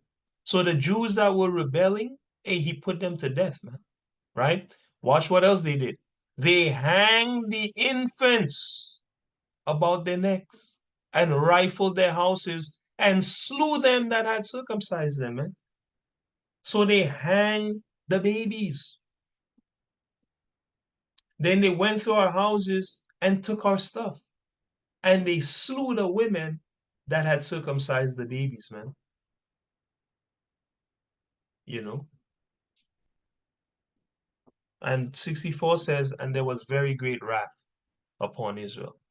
So that's why when we go to Second Maccabees now and read verse 45 to 48, we're going to see that this family called the Maccabees um, started fighting against these Greeks. So go ahead and read that again for me, brother Chris. This is First Maccabees chapter 2 and verse number 45. Then Mattathias and his friends went round about and pulled down the altars, and what children soever they found within the coasts of Israel uncircumcised, those they circumcised valiantly. Right. They pursued also the proud men, and the work prospered in their hand. So they recovered the law out of the hand of the Gentiles and out of the hand of the kings. Neither suffered they the sinner to triumph. You see that? Right. So they went around fighting back, man.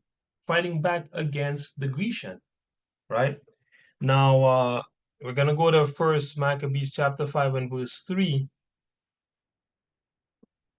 to see what other name these the brothers call these Grecians. Go ahead. This is the book of First Maccabees chapter 5 and verse number 3. That was for brother Sean, but we'll have him read the next Okay, scripture. Go ahead. No, go ahead, and we'll have brother Sean read the next scripture. Okay.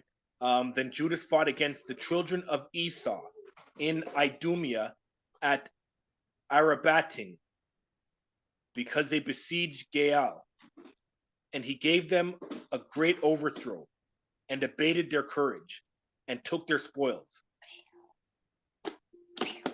So Judah was fighting against who? The Maccabees were fighting against who? The children of Esau.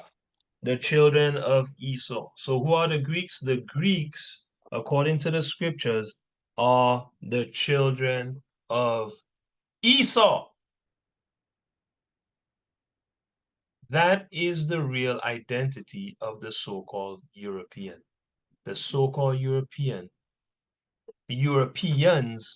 are the children of Esau. Give me First Maccabees 4:61 as well, brother Chris, and then we'll have brother Sean give us Daniel 9.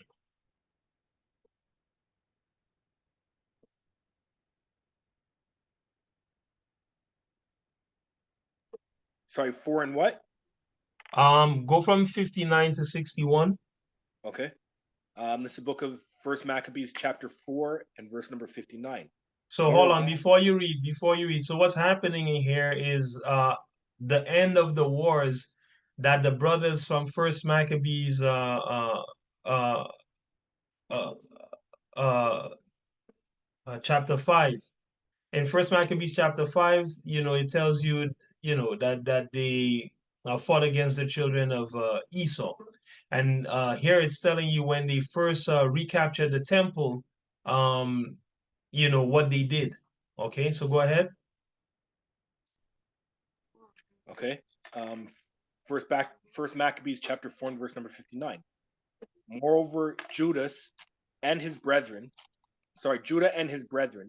with the whole congregation of Israel, ordained that the day of the dedication of the altar should be kept in their season from year to year by the space of 8 days, from the 25th day of the month Caslu, with mirth and gladness.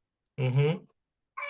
At that time also, they built up the Mount Zion with high walls and strong towers round about, lest the Gentiles should come and tread it down as they had done before. Right. And they set there a garrison against it, and fortified Bethsura to preserve it, that the people might have a defense against Idumea. That the people might have a defense against Idumea. All right. So the brothers again, referred to these Greeks as Edomites, and they also referred to them as Idumea. So, who is Idumea? A quick search will tell you Idumea is Edom. See that here? Edom. All right.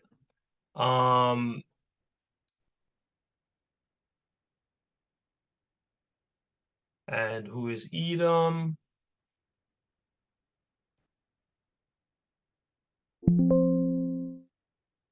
Who is Edom? Da, da, da. Let's go here. Genesis 36, verse 8. Then thus dwelt Esau in Mount Seir. Esau is Edom. All right. So the so-called Greeks are Edomites. All right. The ancestors of the so-called Greeks are Edomites.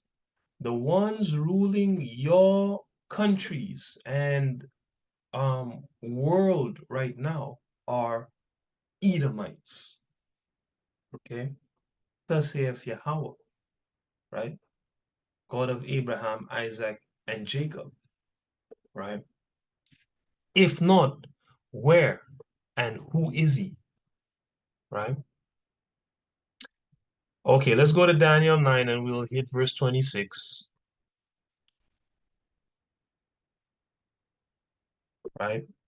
This is the thing that the so-called white man has done everything that he can to hide from the world, that he is the Edomite, the man that God hates, pursuant to Romans 9:13. You know, the one the Most High is gonna destroy, pursuant to Obadiah chapter 1, verse 18, right? The man who couldn't get repentance, though he sought it with tears. I think that's pursuant to Hebrews, I want to say 12, verse 16 to 17.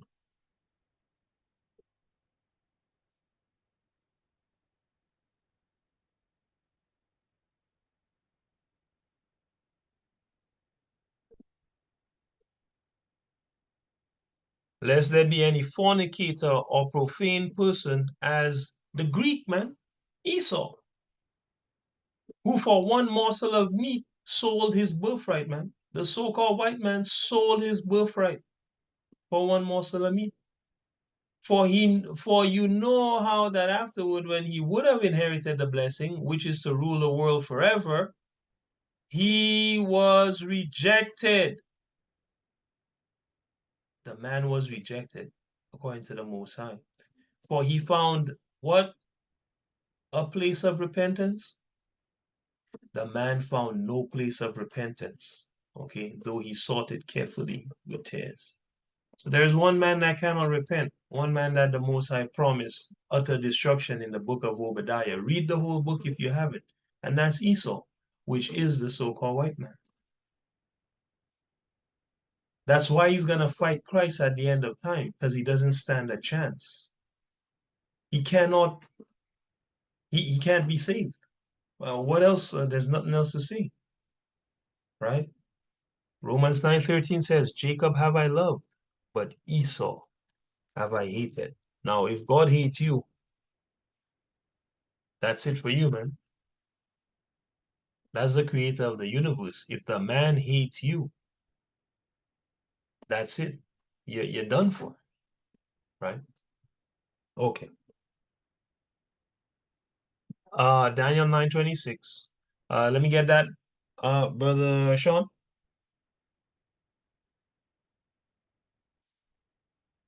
So the Grecians are Edomites. Okay. There's further proof. Go ahead.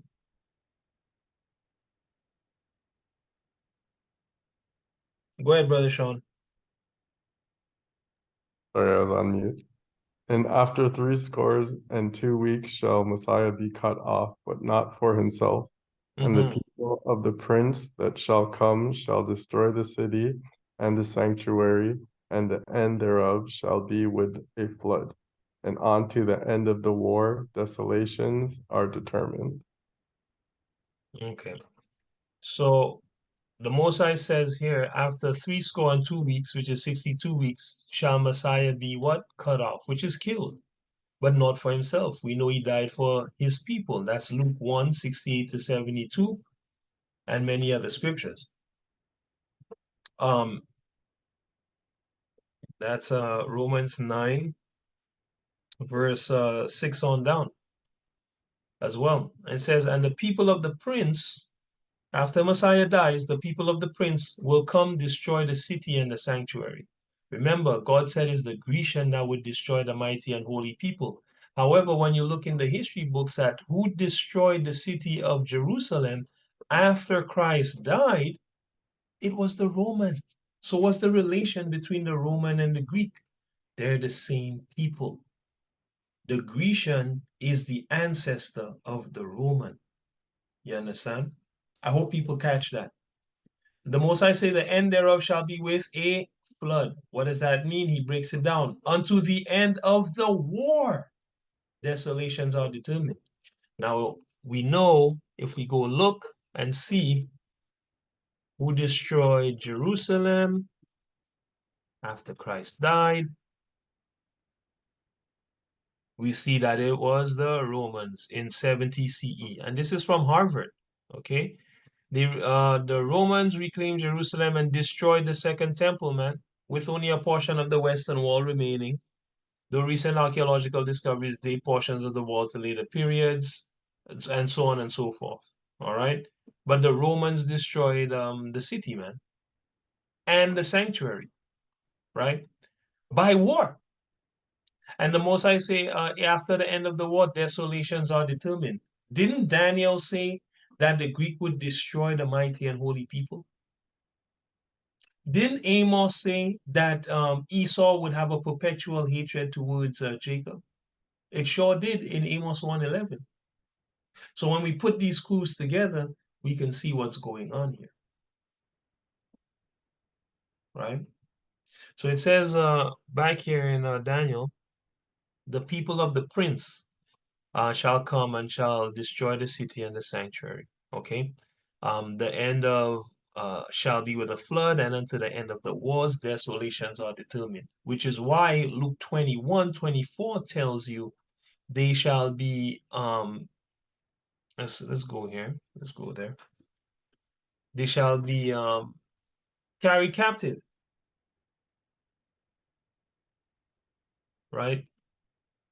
They shall fall by the edge of the sword, right? He says that unto the end of the war, desolation is determined.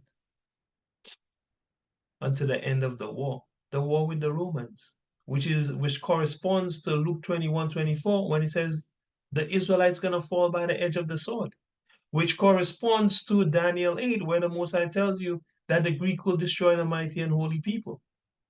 These are all the same people.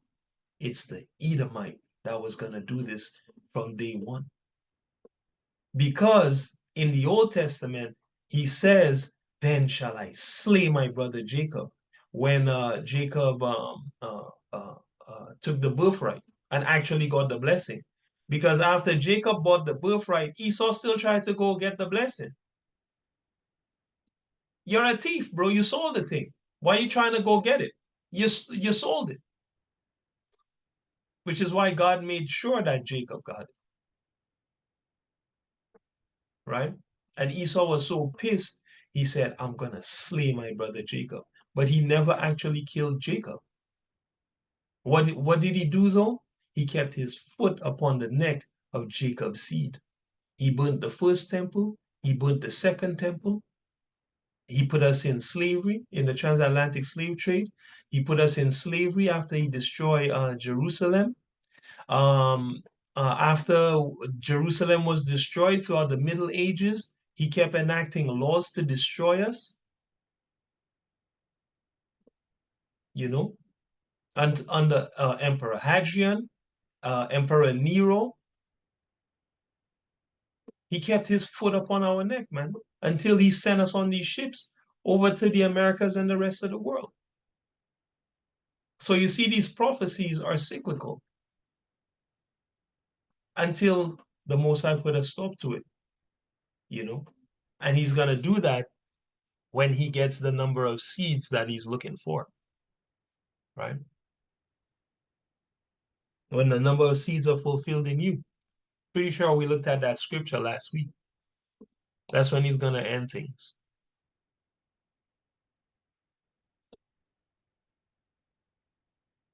Let me pull that up.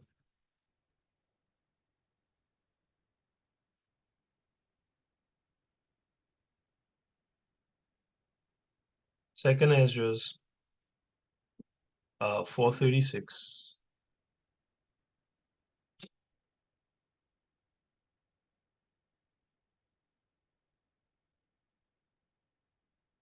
I'll go from 33.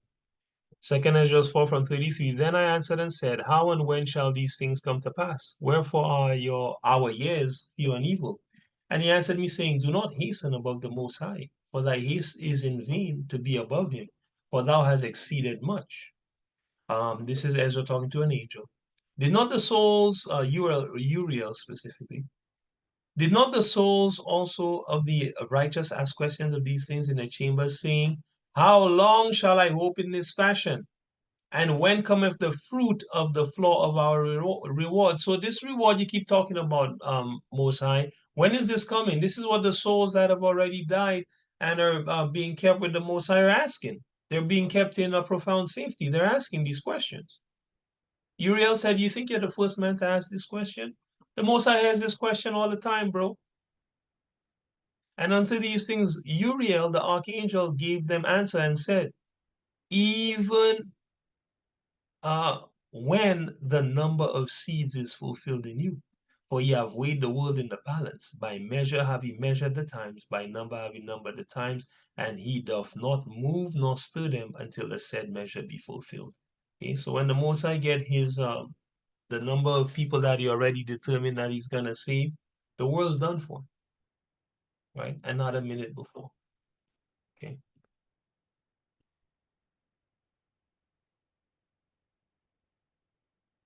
Going back to Daniel 9. Give me Daniel 9:26 again.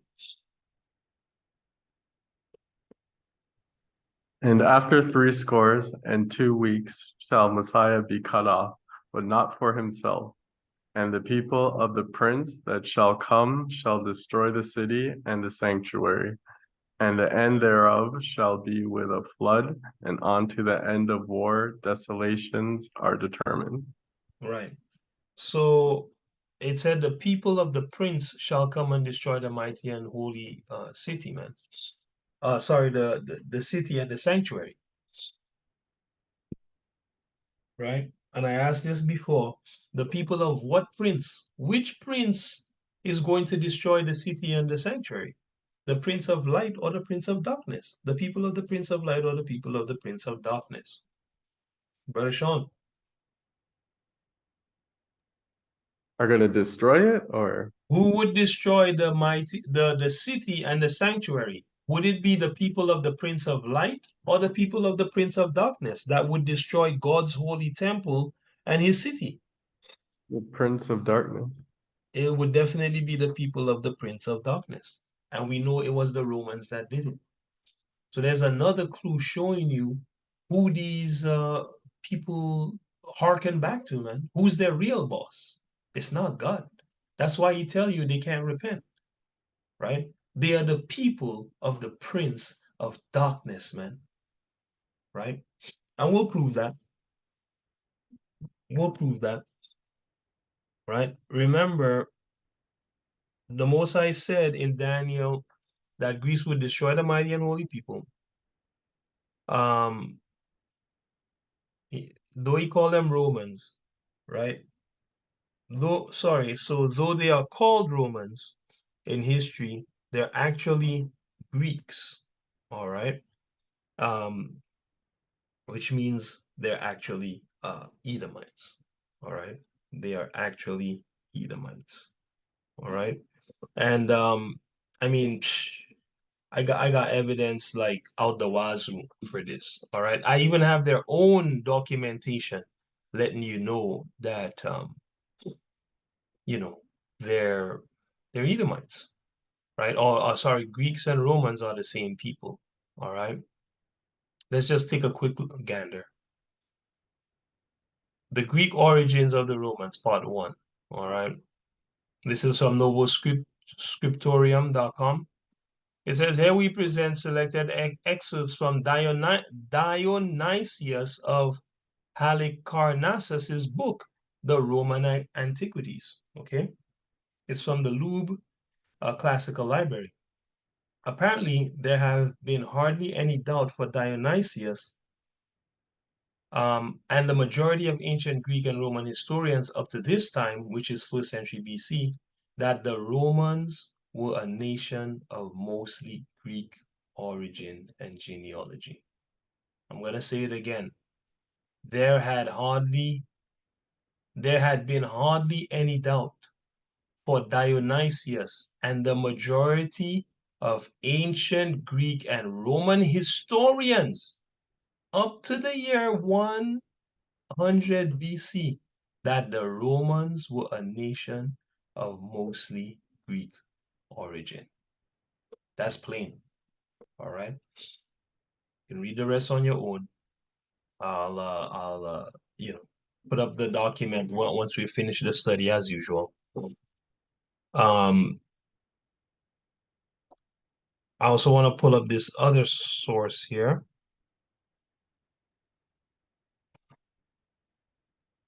This is from Britannica.com, right?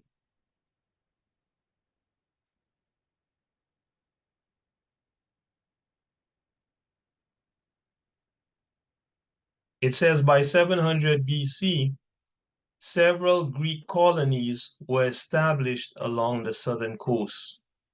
Both Greeks and Phoenicians were actively engaged in trade with Italian natives. Okay, hold on. Is this what I want?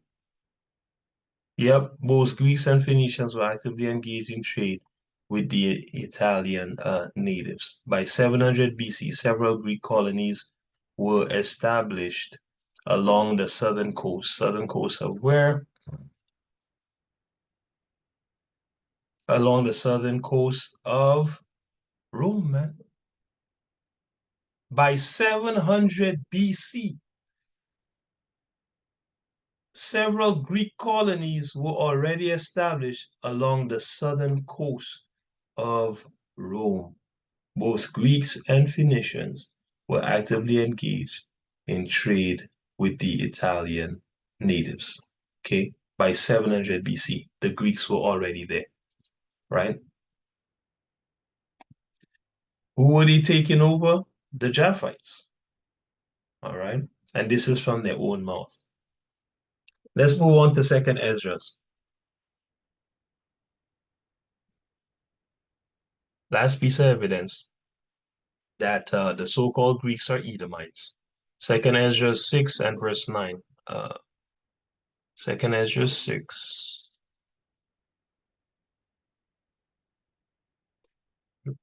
On this one.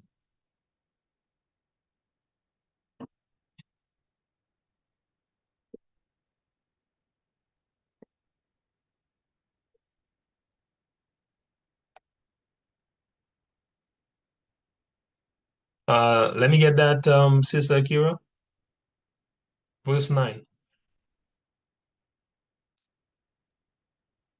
For Esau is the end of the world, and Jacob is the beginning of it that follow it. So when you read Daniel 8, 17 to 25, who did the Most High say was going to fight Christ at the end of the world? Grecia, the But Greeks. that's right. But here, who does he say is the end of the world? Esau. So then what's the relation between the two? Esau and the Greeks are the same people. They're the exact same people, right? And there you have it. It's plain as day. What is the true identity of the so-called European? The so-called European is the Edomite. That's who he is. right?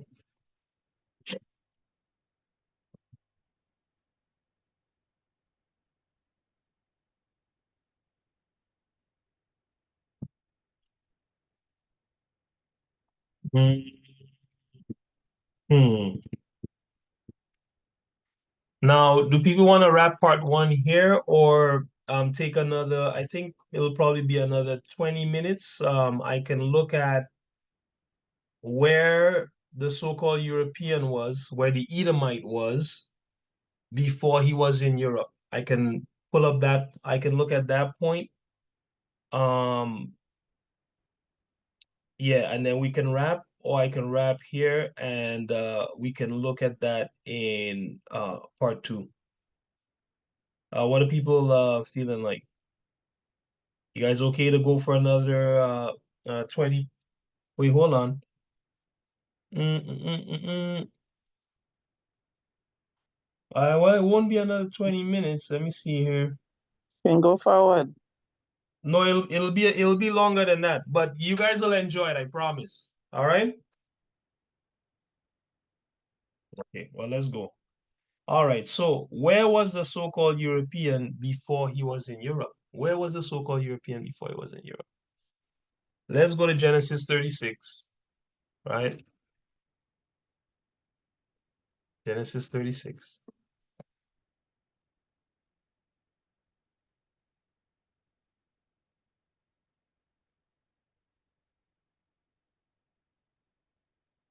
Come on, Blue Letter. Don't fail me now.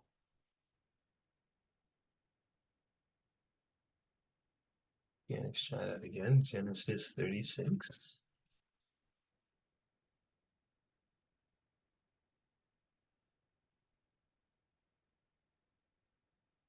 What?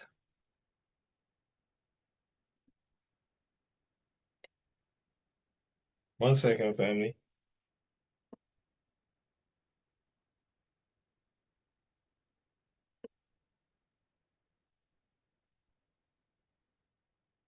Hmm. I guess that website is getting overwhelmed today. That's interesting.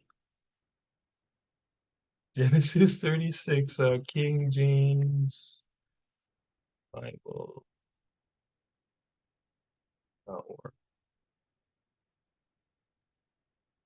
Yeah, our website is getting destroyed today. Uh, too many Jews on there. Let's see here. Genesis 36, we'll go from verse 1. So, where was the so-called European before he was in Europe? Okay, and this would be happening from 1836 when Esau was purportedly born. Okay, 1836 BC, right? BC to 767 BC. Okay, so where was he before he was in Europe? Okay, so Genesis 36. Uh, brother Chris.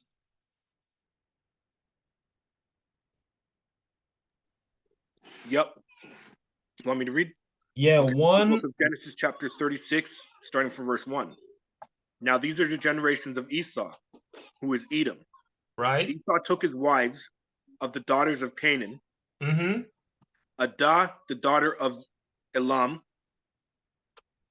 Elan, the Hittite, Uh-huh. and Aholibama, the daughter of Anah, the daughter of Zibeon, the Hivite. Right. So And stop right there. Hold on. This is very, very important, family. Watch this. This is very, very important. Remember, the Most High says in Daniel 2:43, right? Because people are like, oh, how you know Esau is the white man or the so-called white man? Everybody was black at that time, so on and so forth. Okay. Remember, Esau came out red, which means Esau came out without melanin. Okay. And in a few generations, you can actually take melanated people and turn them into non-melanated people if you keep mixing them with a person that don't have no melanin.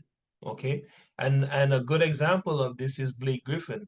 Okay, let's pull up Blake Griffin. Okay, so that's Blake Griffin. His dad is uh Israelite. His mom, there you go, right? His mom is a Edomite. Okay, where's his mom? There's him and with his mom. Okay, his mom and his dad. All right, that's Blake Griffin. Now watch Blake Griffin, children. He also married an Edomite. Okay, he also married an Edomite. Look at Blake Griffin's. Oh man, look at Blake Griffin's kids. Uh, Open image in new tab. Do these kids look like Israelites at all? Now they're not all his, but at least one of these is his. And let's just go with this guy who looks the most like him. Does that look like a Jew? No. No, the kid looks like an Edomite. I think there's some color photos of him too. Let's just have a quick look here.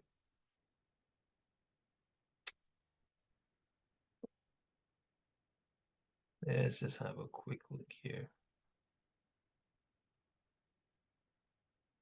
Oh, that's a very blurry photo. Blake Griffin's son. Let me put son.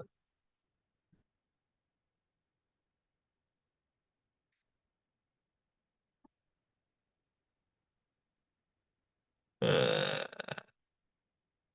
yeah, you know, and this didn't take long.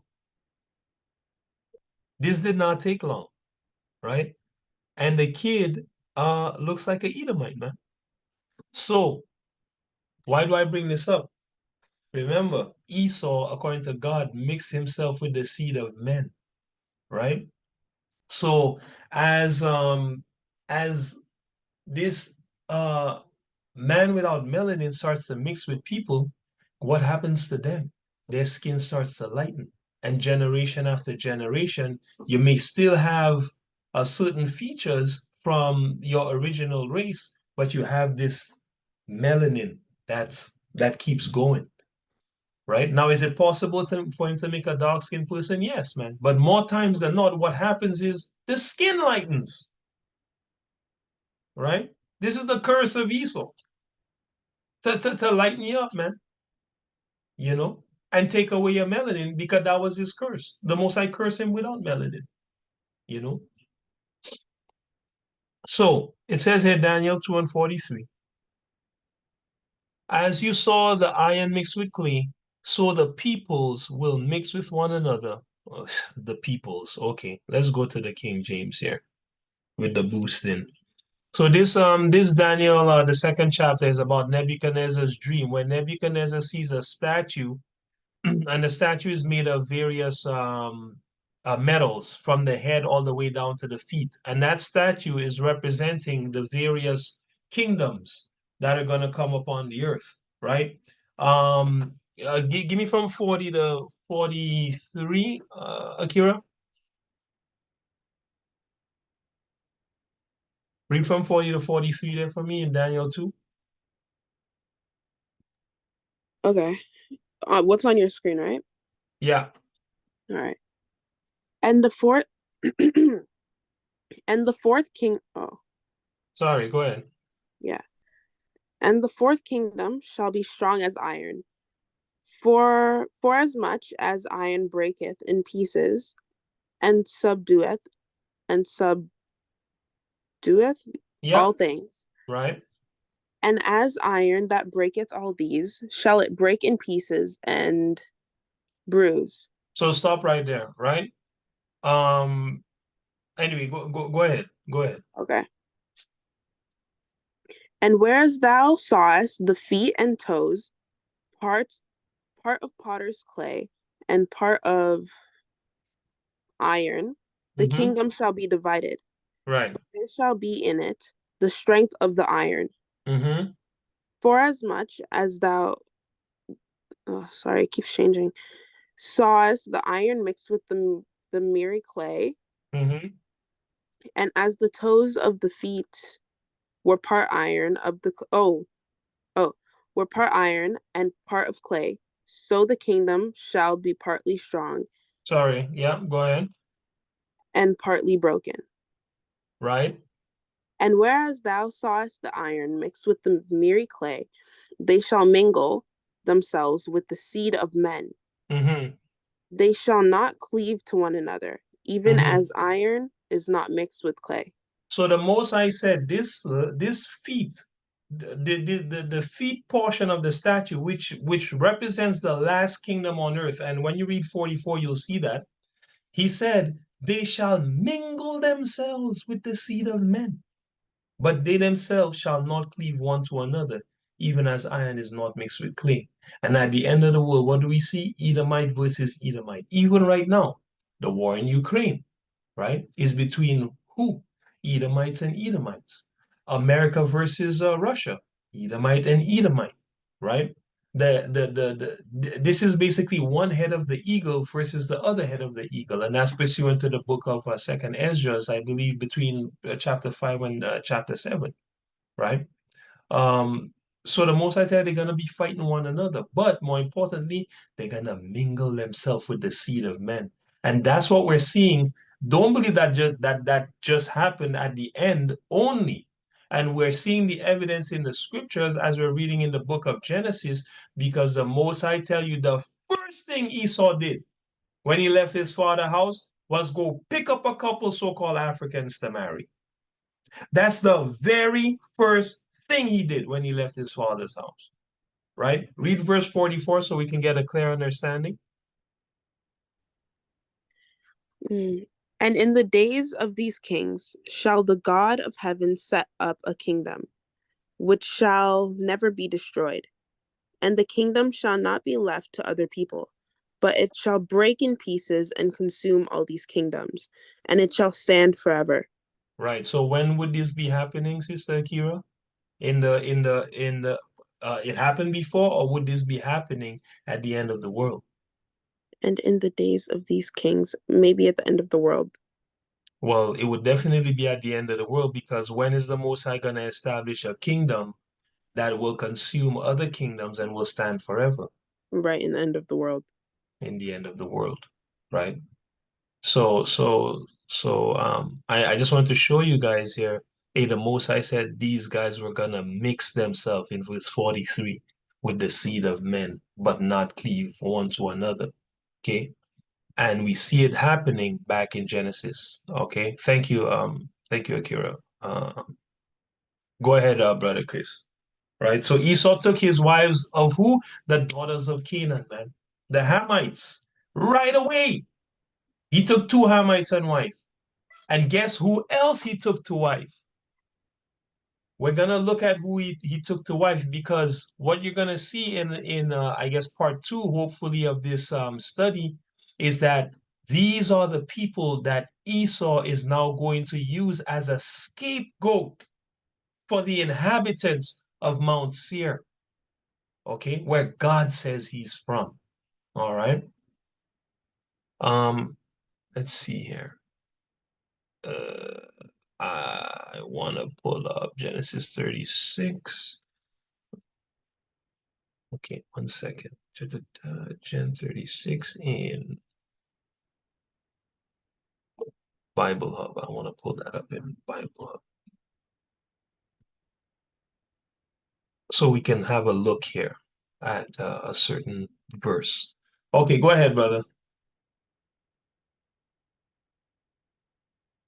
Go ahead, brother Chris. Okay. This is Genesis chapter 36 and verse number 3. And Bashmath, Ishmael's daughter, Who? Who? sister Bashmath, Uh-huh. Ishmael's daughter, Uh-huh. sister of Nebojoth, and Mm-hmm. Adah bare to Esau Eliphaz, and Bashmath bare Reuel. Yeah, so stop right there. It says the man took his wives of the daughters of Canaan, right? And then he also took Bashemath, Ishmael daughter. So who's the Ishmaelites, brother Chris?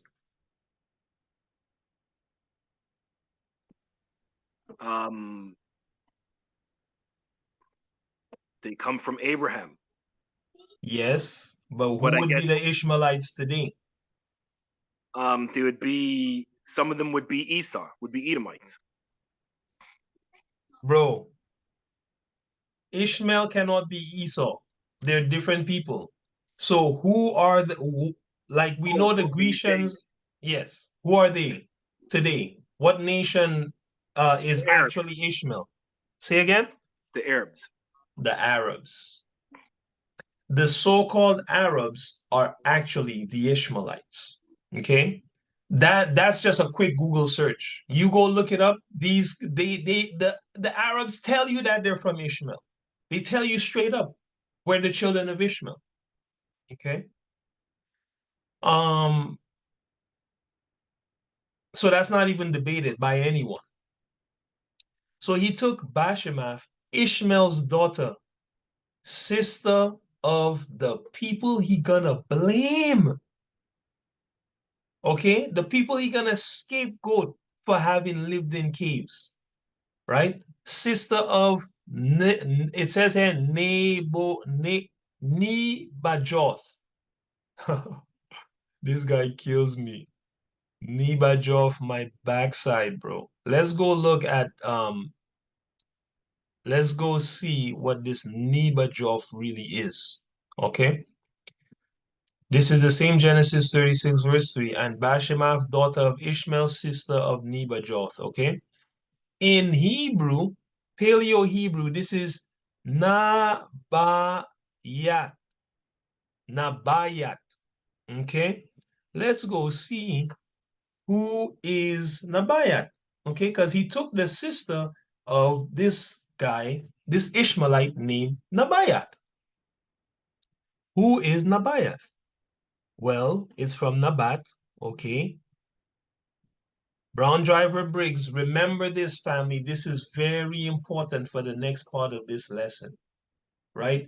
Because Esau spent too much time and resources scapegoating these people for his cave dwelling. Okay, and we will dismantle the lie in the next lesson.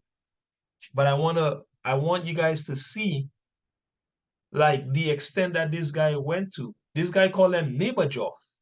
Nebajoth, like if you don't look into it, you're not even gonna know that this is talking about these people.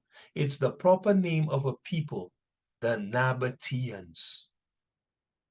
Esau, as soon as he was able to marry, he take two wives of Canaan, and which is Ham, the so-called African. He take two Africans and one Arab to wife. He take two African and one Arab to wife. That's already the beginning of him mixing his seed with his mixing himself with the seed of men.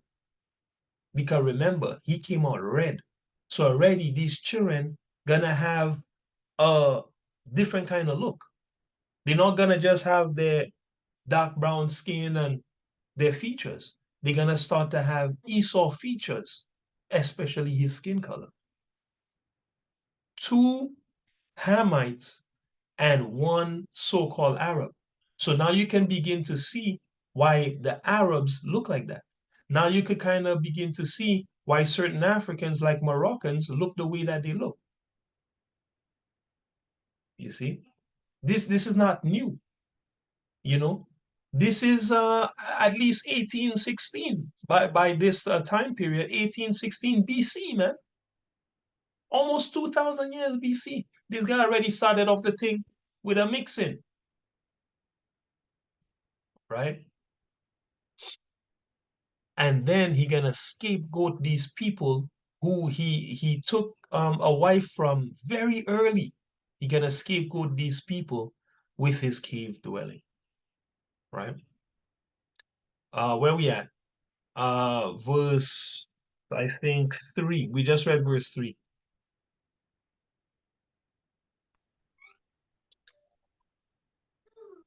So, Verse number 4. yeah, And Nadab bare Esau Eliphaz, and Bashmath bare Reuel, right. and Aholibama bare Jeush, Jeus, Yeah, and Jush. Jush. Yeah, maybe if I look at this thing here, uh you might be able to anyway, just read on, bro. It's Yeah, yeah. Jeush or Jeus and Jaalam and Korah. These are the sons of Esau, which were The born brother, unto sorry, the him. brother name was Yayash. That's the brother name, Yayash. Yash. Yeah. Anyway, go Yash. ahead. And okay, so and Aholibama bare Yayash and Jaalam and Yeah. Korah, Mm-hmm. the sons of Esau, Mm-hmm. which were born unto him in the land of Canaan. Okay, so where was Esau? Where was the so-called European before he was in Europe? Well, he was in Canaan. As soon as he was of marriageable age, and before that, he grew up in Canaan because he grew up as what? The brother of Jacob, right? Who is our forefather, right? So Esau was in Canaan, all right? Where else was he? Right? So after Canaan, where did he go? Give me verse 6. Okay. This is Genesis 36 and verse number 6. And Esau took his wives and his sons and his daughters and all the persons of his house and his cattle and all his beasts and all his substance which he had got in the land of Canaan, and went into the country from the face of his brother Jacob. Right. So after he left Canaan, he went into the countryside, okay, from his brother, away from his brother Jacob, in the land of Canaan. So where exactly did he go? 7 and 8. For their riches were more than that they might dwell together, and the land wherein they were strangers could not bear them because of their cattle. Thus dwelt Esau in Mount Seir. Esau is Edom. Where did Esau live when Esau left Canaan? Mount Seir. So it doesn't matter what dance this man want to do in his history books. God say he was living in Mount Seir. That's where he was living, right? When he left Canaan. That's where Esau was living before he came to Europe. Esau was in Mount Seir. All right. Um,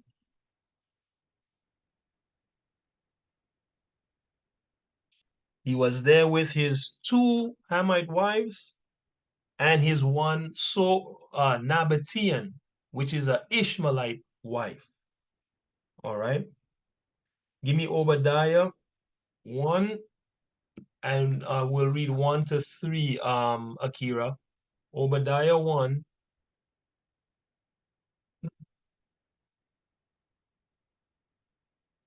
Okay. This is the Bible? Yeah. Okay. Obadiah 1, Obadiah 1. Obadiah 1. Verse what? From verse 1 to verse 3. Okay. Okay. The vision of Obadiah. Thus saith the Lord. Should I be saying God? Yeah? Yep, definitely, because that name has power. So every time you see the Lord, just say Yahweh instead, or Yah, for sure. Okay. Certainly. Yeah. The vision of Obadiah. Thus saith Yah concerning Edom. Yeah. We have heard Just a say his name, Yahweh, you know? Yahweh. Yes, Okay. let's say of Yahweh. Yeah, go ahead. Yahweh concerning Edom. We Uh-huh. have heard rumor of Yahweh, Uh-huh. and an ambassador is sent among the the heathen. Right. Arise ye, and let us rise up against her in battle. So stop Behold, right there. Obadiah has a vision. He said, thus saith Yahweh concerning Edom. Hey, we've heard a rumor from Yahweh. An ambassador is sent among the heathen. Hey, arise, ambassador, arise against Edom in battle. All right, go ahead. behold, I have made thee small among the heathen. Thou Mm-hmm. art greatly despised. So stop right there. The Most High tell Esau, you're greatly despised, right? Later on in Revelation, it said the pride of his heart has deceived him. Was that in Revelation? The pride of thine heart has deceived thee. One second.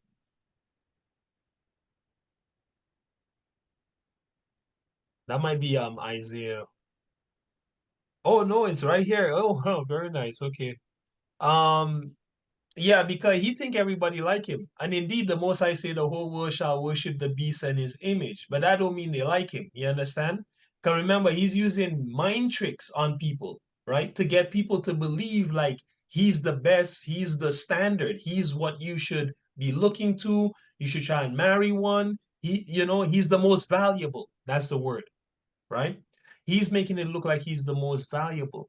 But really, hey, these nations hate Esau, man, right? Because he doesn't allow them to just do their thing. He want to insert demonocracy into all their nations, man, right? And these nations, especially of the East, they're not into democracy.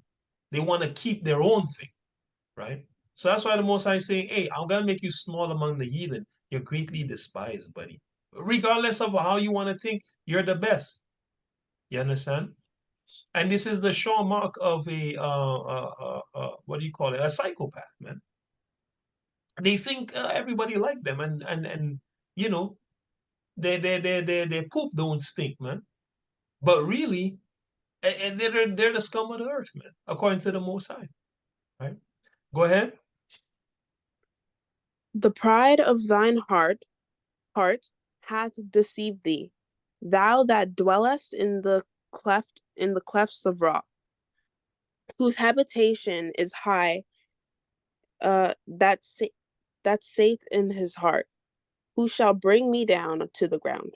Right. So according to the Most High, where is Esau habitation? Where does he dwell? In the rocks, the cliffs.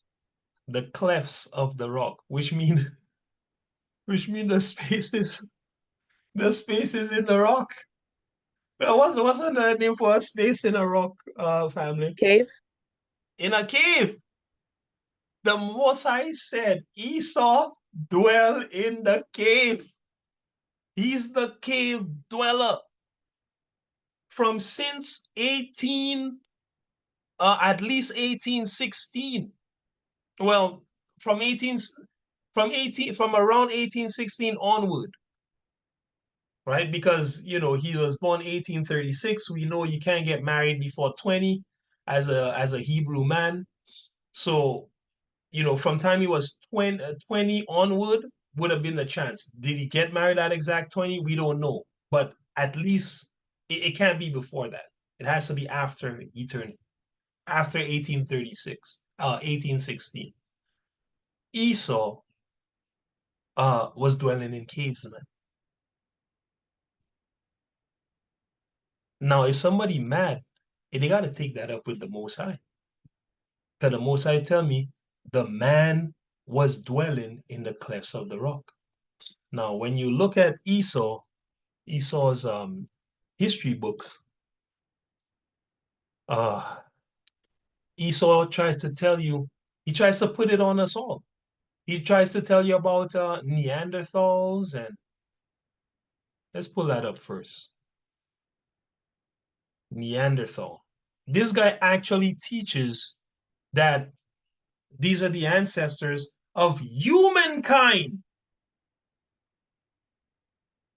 Scientists know this is impossible. People without melanin if they go together, they can't make people with more melanin. But people with more melanin can make everybody. Look it up. The scientists know that. Yet, as soon as you type Neanderthal, Esau says, this was the guy. This is who was dwelling in the caves. And this is the ancestor of us all. No melanin in his eye, no melanin in his skin, no melanin in his hair, or very little, let's see. This is the guy. And Esau says, he even goes so far as to say, and this is a great mystery that, man, we have to talk about, but in another lesson. Esau says that mostly Edomites have remnants of Neanderthal DNA. And there's a reason for that, right? There's a reason for that. Which we will see today towards the end. We're wrapping up again after this section, but this is who Esau says we all came from, man. Sean, that's your ancestor there?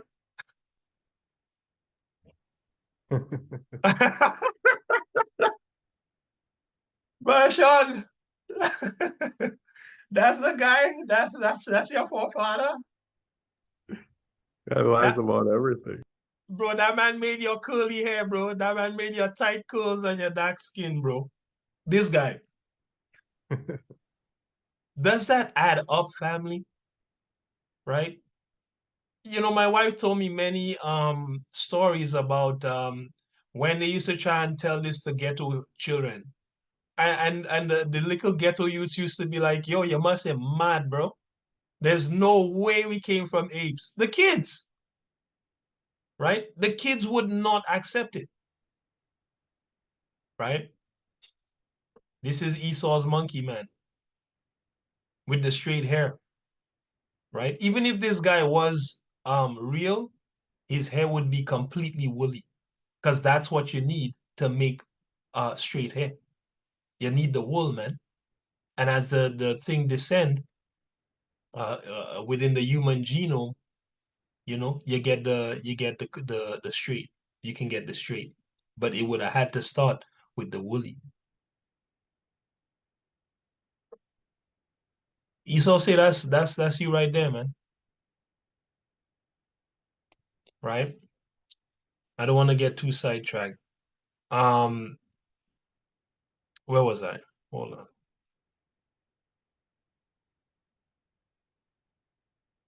Oh yeah, the clefts of the rock. So he tell you the whole world were Neanderthals, right?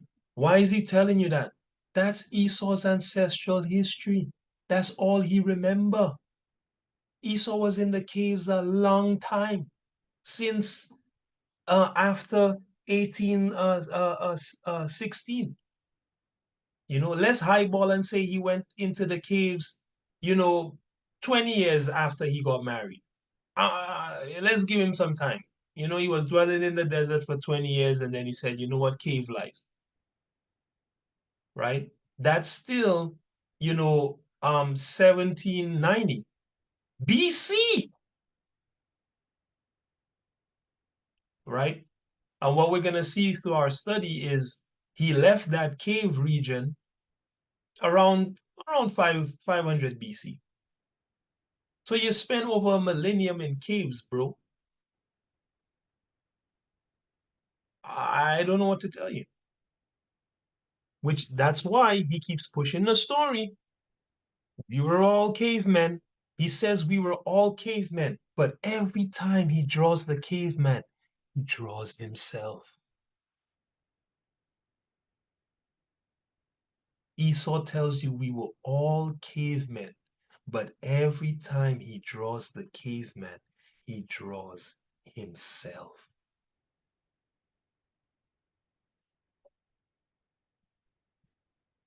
Any other popular media you guys know where Esau shows himself as a caveman, Captain Caveman. I remember that. I don't know if y'all remember that show. Yeah. The Flintstones. Oh my gosh, the Flintstones, right? The Flintstones. Oh The no. cruise. I just pulled up the crudes a second You ago. did? Okay. Yeah, the Flintstones. There he is, right? Yabba dabba doo. Yabba dabba, yabba dabba do, man. Right? So God is not a liar. Esau came from the caves. Okay. Um, let's go to let's go to let's go to let's go to Deuteronomy 2 and we'll read verse 4 to 5. Deuteronomy 2. Brother Sean, if you can give me verse 4 to 5, that would be great.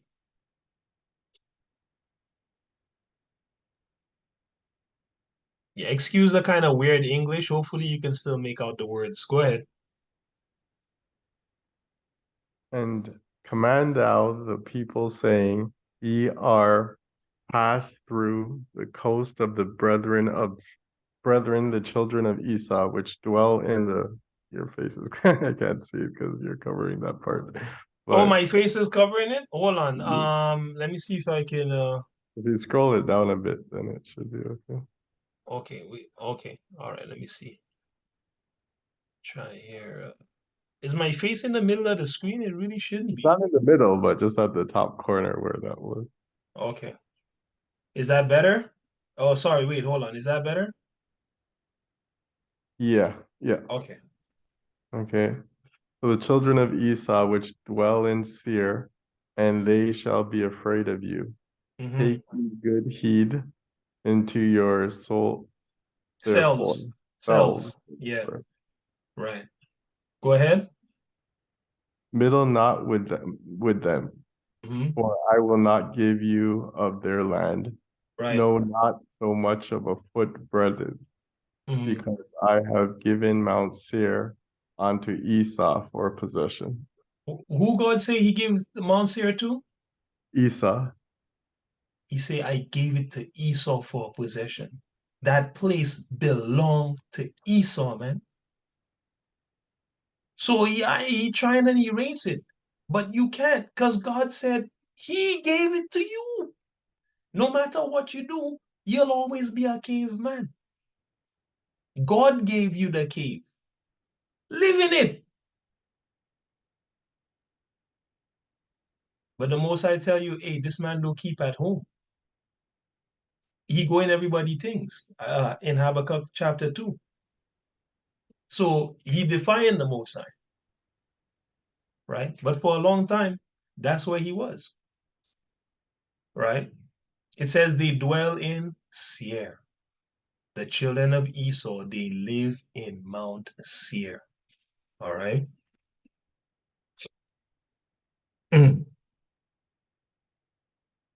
Judges, Judges 5 and 4. Brother Chris, Judges 5 and 4.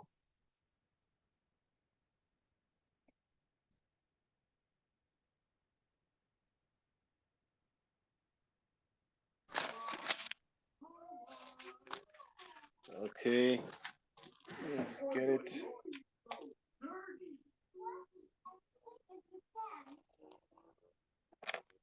This is the book of Judges, chapter 5, and verse number 4.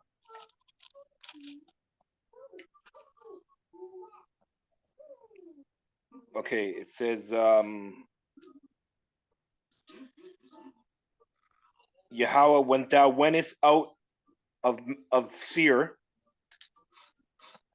when thou marchest out of the field of Edom, the earth trembled, and the heavens dropped, and clouds also dropped water. Yeah, when the Musa, when now went is out of Seir, uh, uh, okay, so Seir is the field of, Edom. all right.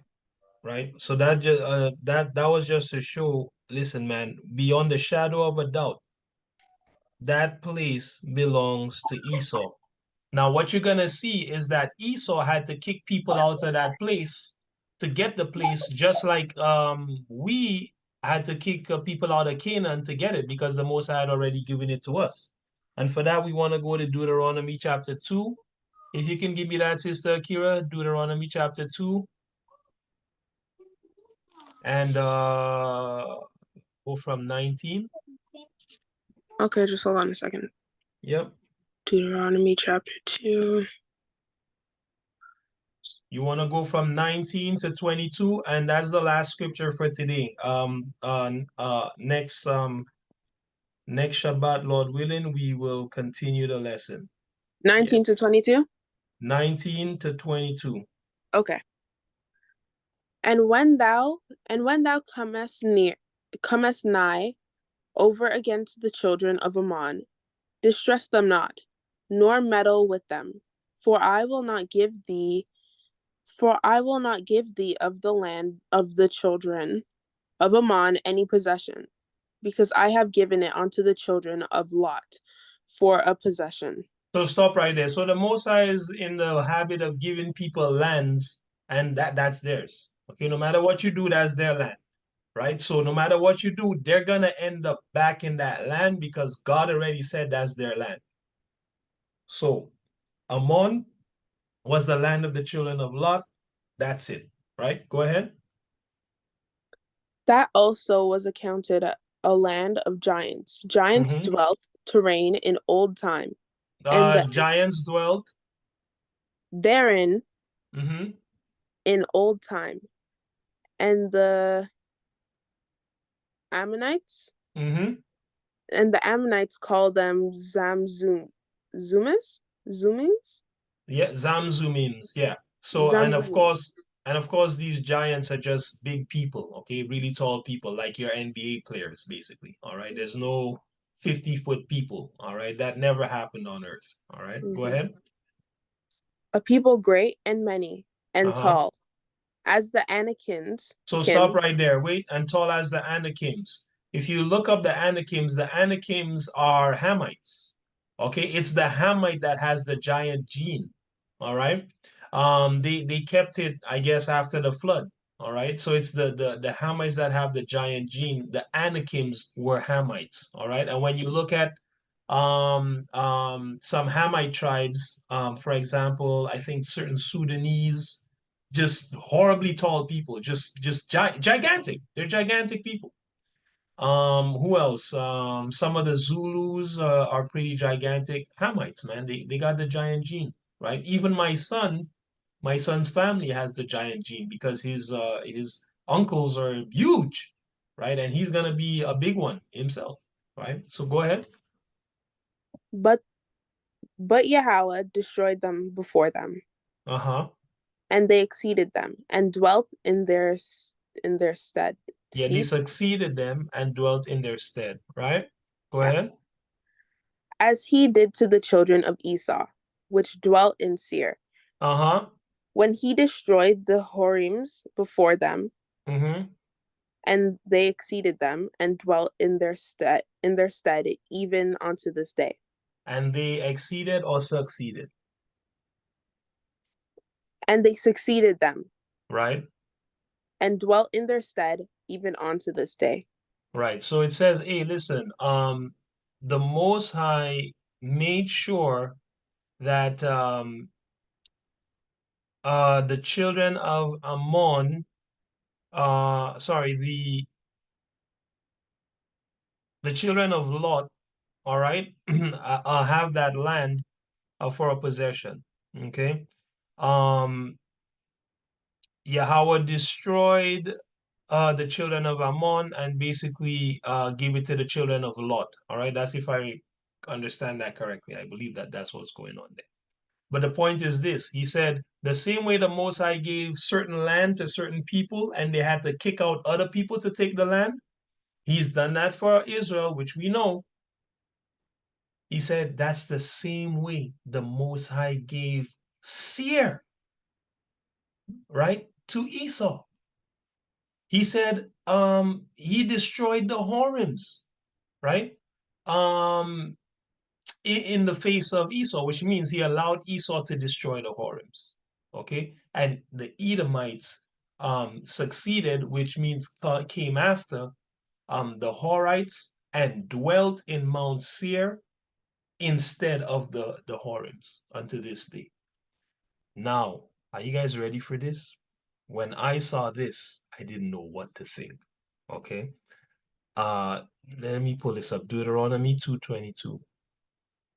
Oh, Deuteronomy 2:22. This is who the Edomites took the place of in Mount Seir.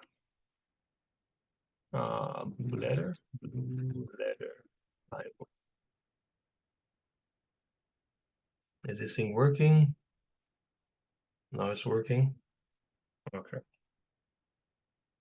Oh boy. Let's see. So God gave Esau the caves. Remember, he said he gave him the clefts of the rock. He gave him the caves of what they call the Horites. But let's look here at that word, and you will see that it's not Horite at all, but rather when he destroyed the Horims, it says here, okay? This phrase, ha, okay, means the, and this is karai or kari, okay, which mean uh karite, okay, or which mean karite, okay, that's the sound, karite, all right. But in English, they drop all the accent, so you don't have to pronounce the I think it's called a guttural when it comes out of your throat, karite, and they just have it as whore, okay? And instead of using e, that short I sound at the end, they use it, okay? Um, so let's just look into this word khari, okay?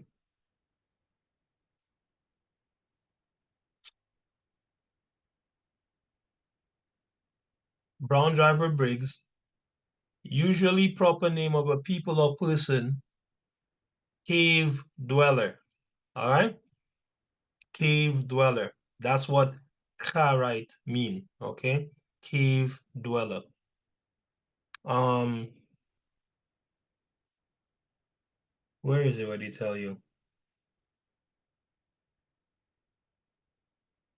Mm-mm-mm. Where is it? Where they tell you that it is the Kharite? Did I make a note here?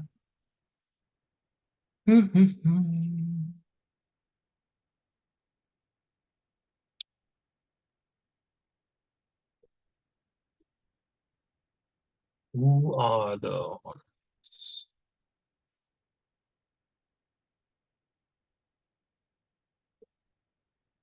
There we go. Horites, okay? According to Archibald Sayce in 1915, the Horites have been identified with references in Egyptian inscriptions to Ka. You see that? All right, so that's the true form of the word, not Hor. It's Kar.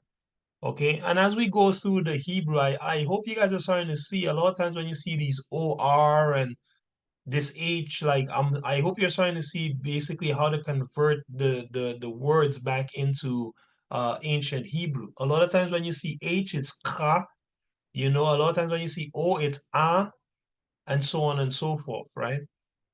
So anyway, um the Horites have been identified with references in Egyptian inscriptions to Kar, formerly translated as Hari, which concern a southern region of Canaan. Most recent scholarship has associated them with the Hurrians. Dodge that, that's a lie.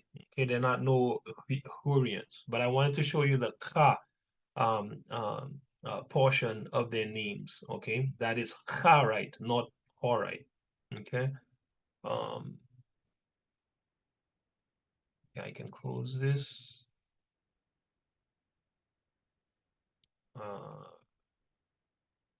Did it close out?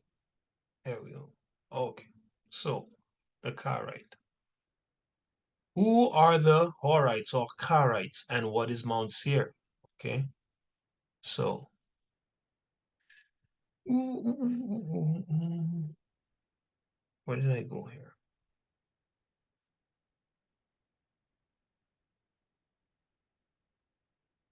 Sorry, so we saw that the Karites are cave dwellers, all right? Again, Horite is Karite, which is cave dweller. Right here, they give you a little better of a pronunciation, Kori, but that's still modern Hebrew, okay? That would be Kari, all right? A cave dweller or troglodyte, all right? An aboriginal Idumean or aboriginal Idumean. Take that in. Aboriginal Idumean family? What does that mean? Brother Chris, Aboriginal Idumean, what does that mean? I guess they were the first Idumeans. So it's interchangeable, but we know from the scriptures, the Most High said there was people there from before. All right. But that's interesting that it says Aboriginal Idumeans here. Okay. Um, here's the really disturbing piece. Now we're gonna look at, so we know Karite mean cave dweller. So they were in the cave before Esau came to the cave. But what? What do we have here? Ah, all right. Why didn't it go directly to where it says the man lived in Seir?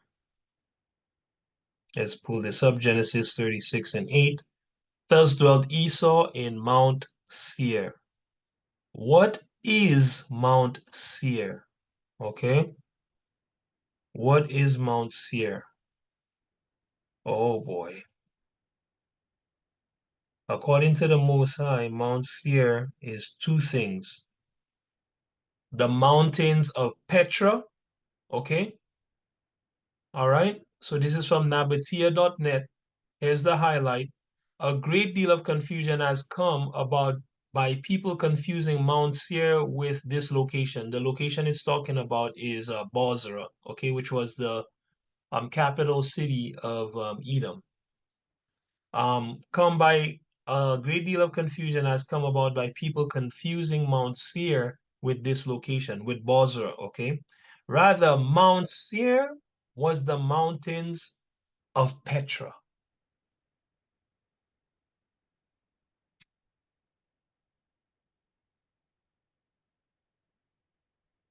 Mount Seir was the mountains of Petra. This is Petra, family. Okay?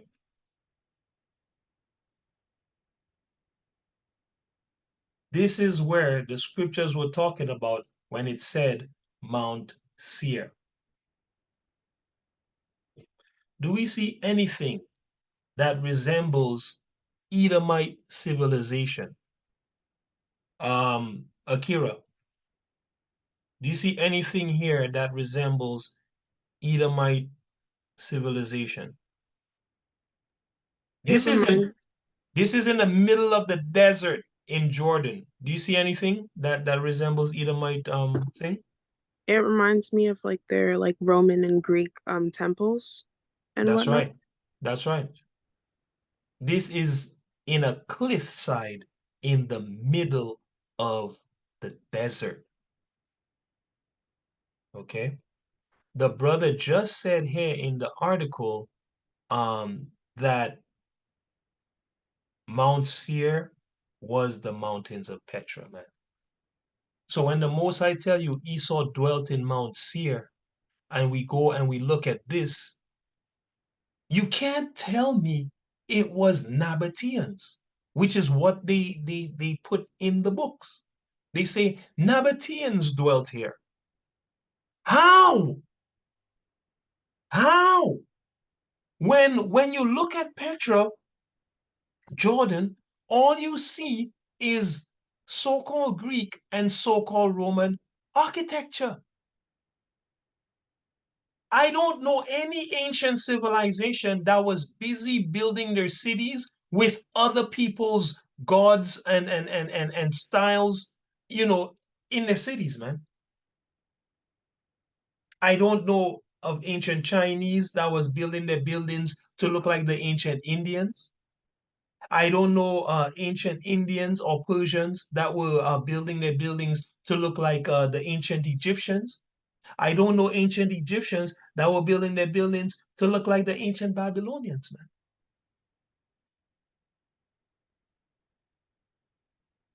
So what is this telling me that this is built by Nabateans, man? But Sean, you think that's true, bro? You think this was built by Nabateans, Arabs? Which is what Nabateans are. Remember, Esau took a wife of Nabatea. She's an Arab. She's an Ishmaelite. Do you think Ishmael built this, brother? No. Why don't you think Ishmael built this? Wouldn't Ishmael build something like this? No, I'm Yeah, asking. I'm asking seriously. Why wouldn't Ishmael build this? you wouldn't. That's an Esau thing from God. Brescia, exactly. This is not Ishmael's style. This is not Ishmael's style.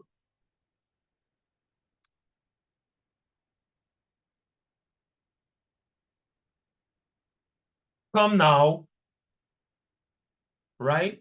I just looked up Arabian architecture. Come on, family, right? Look at the inside of their stuff, right? Come on, family. That's not what was going on there. That's not what was going on there.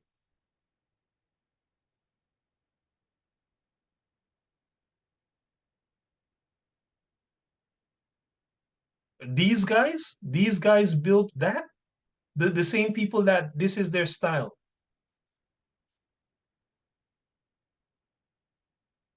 Make it make sense.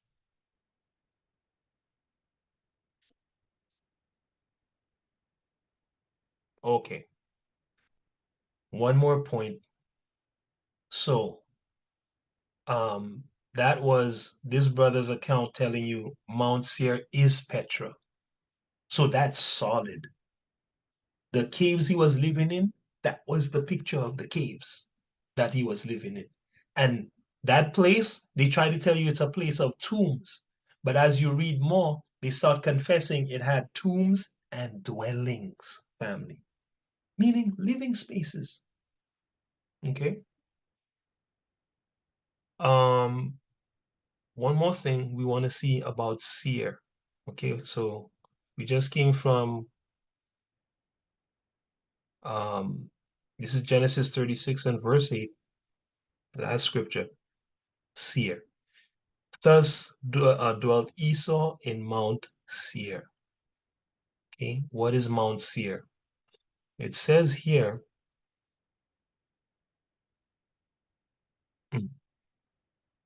uh, Shayar. Okay, proper name Seir. They said goat. Maybe it means goat. They said, according to Arab cognates, which means similar word in Arab, it means the hairy. Mount Seir, right? One of the meaning is Mount Hairy. Okay. They say here that is well wooded. I don't believe that. That place was not well wooded. It's a barren wasteland. Okay. Well wooded, proper name of a people, originally proper name of a location. Things originally proper name, yada yada yada. Um, where's this thing? Hairy, rough, um, leader of the Horites of a mountainous region of Edomites, extended from Where is this thing? Extended from the Dead Sea, so on and so forth.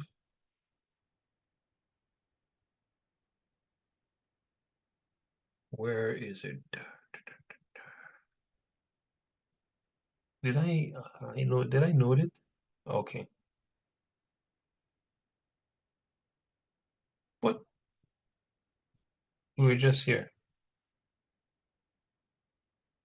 1 second.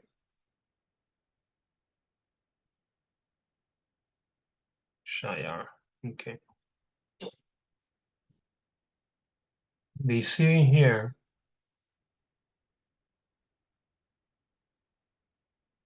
where is this thing?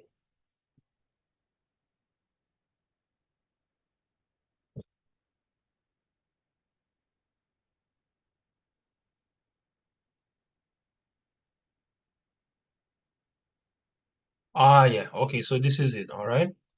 So this word shayar, it says it's formed the same as this word, right? The word shayar, which mean hairy, is formed the same as this word, H8163. Okay. When we open H8163, it says shayar, all right? You know they're not going to pronounce it the same as us. S is a total different letter, so this is wrong. This is a SH sound. It says, KJV translation count.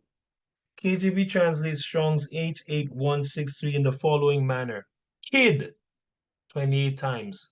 Goat, 24 times. Devil, 2 times. Devil? Mount Devil family? Mount Hairy family? Mount Goat? Mount Kid? Mount He-Goat? Now, according to Daniel 8, Sister Akira, what was the animal that was the Grecian? What animal was the Grecian? The goat, the rough goat. The rough goat. So this go all the way back and tie into Esau, man. The man's literally called the rough goat in prophecy. And when you look up this word shayar, which is the root, the origin of satyr or satire, which is a humanoid with goat legs. Let me show you. I was just like, I don't even know what to say.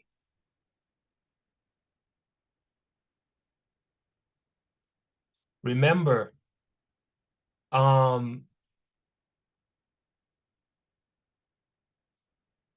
Horites dwelt in this place before, right? The Horites, it says, or the Karites, it means hairy, man. So there was some hairy men in those caves, man. And Seir, Mount Seir, is named after a person, right?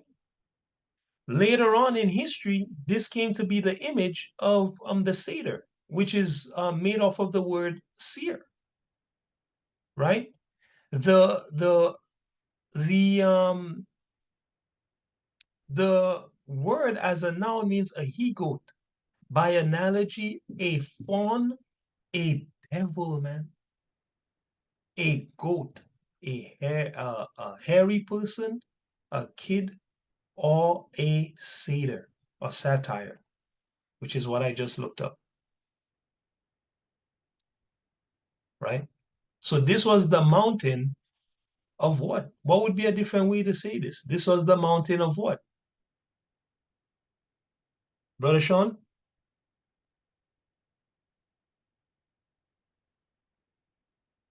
A different way to call this mountain would be a mountain of what? Oh, here's another one.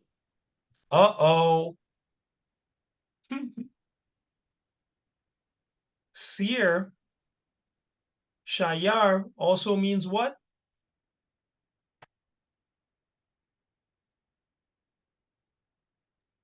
Demon. So Esau was living in the mountain of what? Demons. The man was living in the mountain of demons, man. Like when I seen this, I really didn't know how to take this. I'm just like, I don't even know what to say. Because this is scary. You can trace the man right back. Hey, God say he makes sure that this guy living there, he put Esau in the mountain of demons. And he tell you that's his place. That's crazy. That's crazy to me. That's scary, man. I'm speechless. That's it. That's all I got for today. Uh, it's the Rough Goat Mountain. It's the Hairy Mountain. It's the Demon Mountain. That's where Esau was before he came to Europe, right? So we're gonna look at the rest in part two. Um, yeah, we're gonna look at let me see real quick here. We're gonna look at other places that he was um in part two, and we're gonna look at like other places that he was throughout time, right? Coming up to the present day. Um, yeah, and yeah, so we're gonna look at that next week. I doubt we'll be able to make it to the third part, which is looking at the cover up that they try to do of this kind of information. And no wonder he wants to cover it up because I mean, history teaches that the man is from the mountain of demons, man. Right? So that's it. All praise to the Most High. Shama Mashiach Yahweh Shai. We'll bust a prayer, blow the trumpet, and and see if people have any questions or comments afterward. Just gonna stop the recording real quick.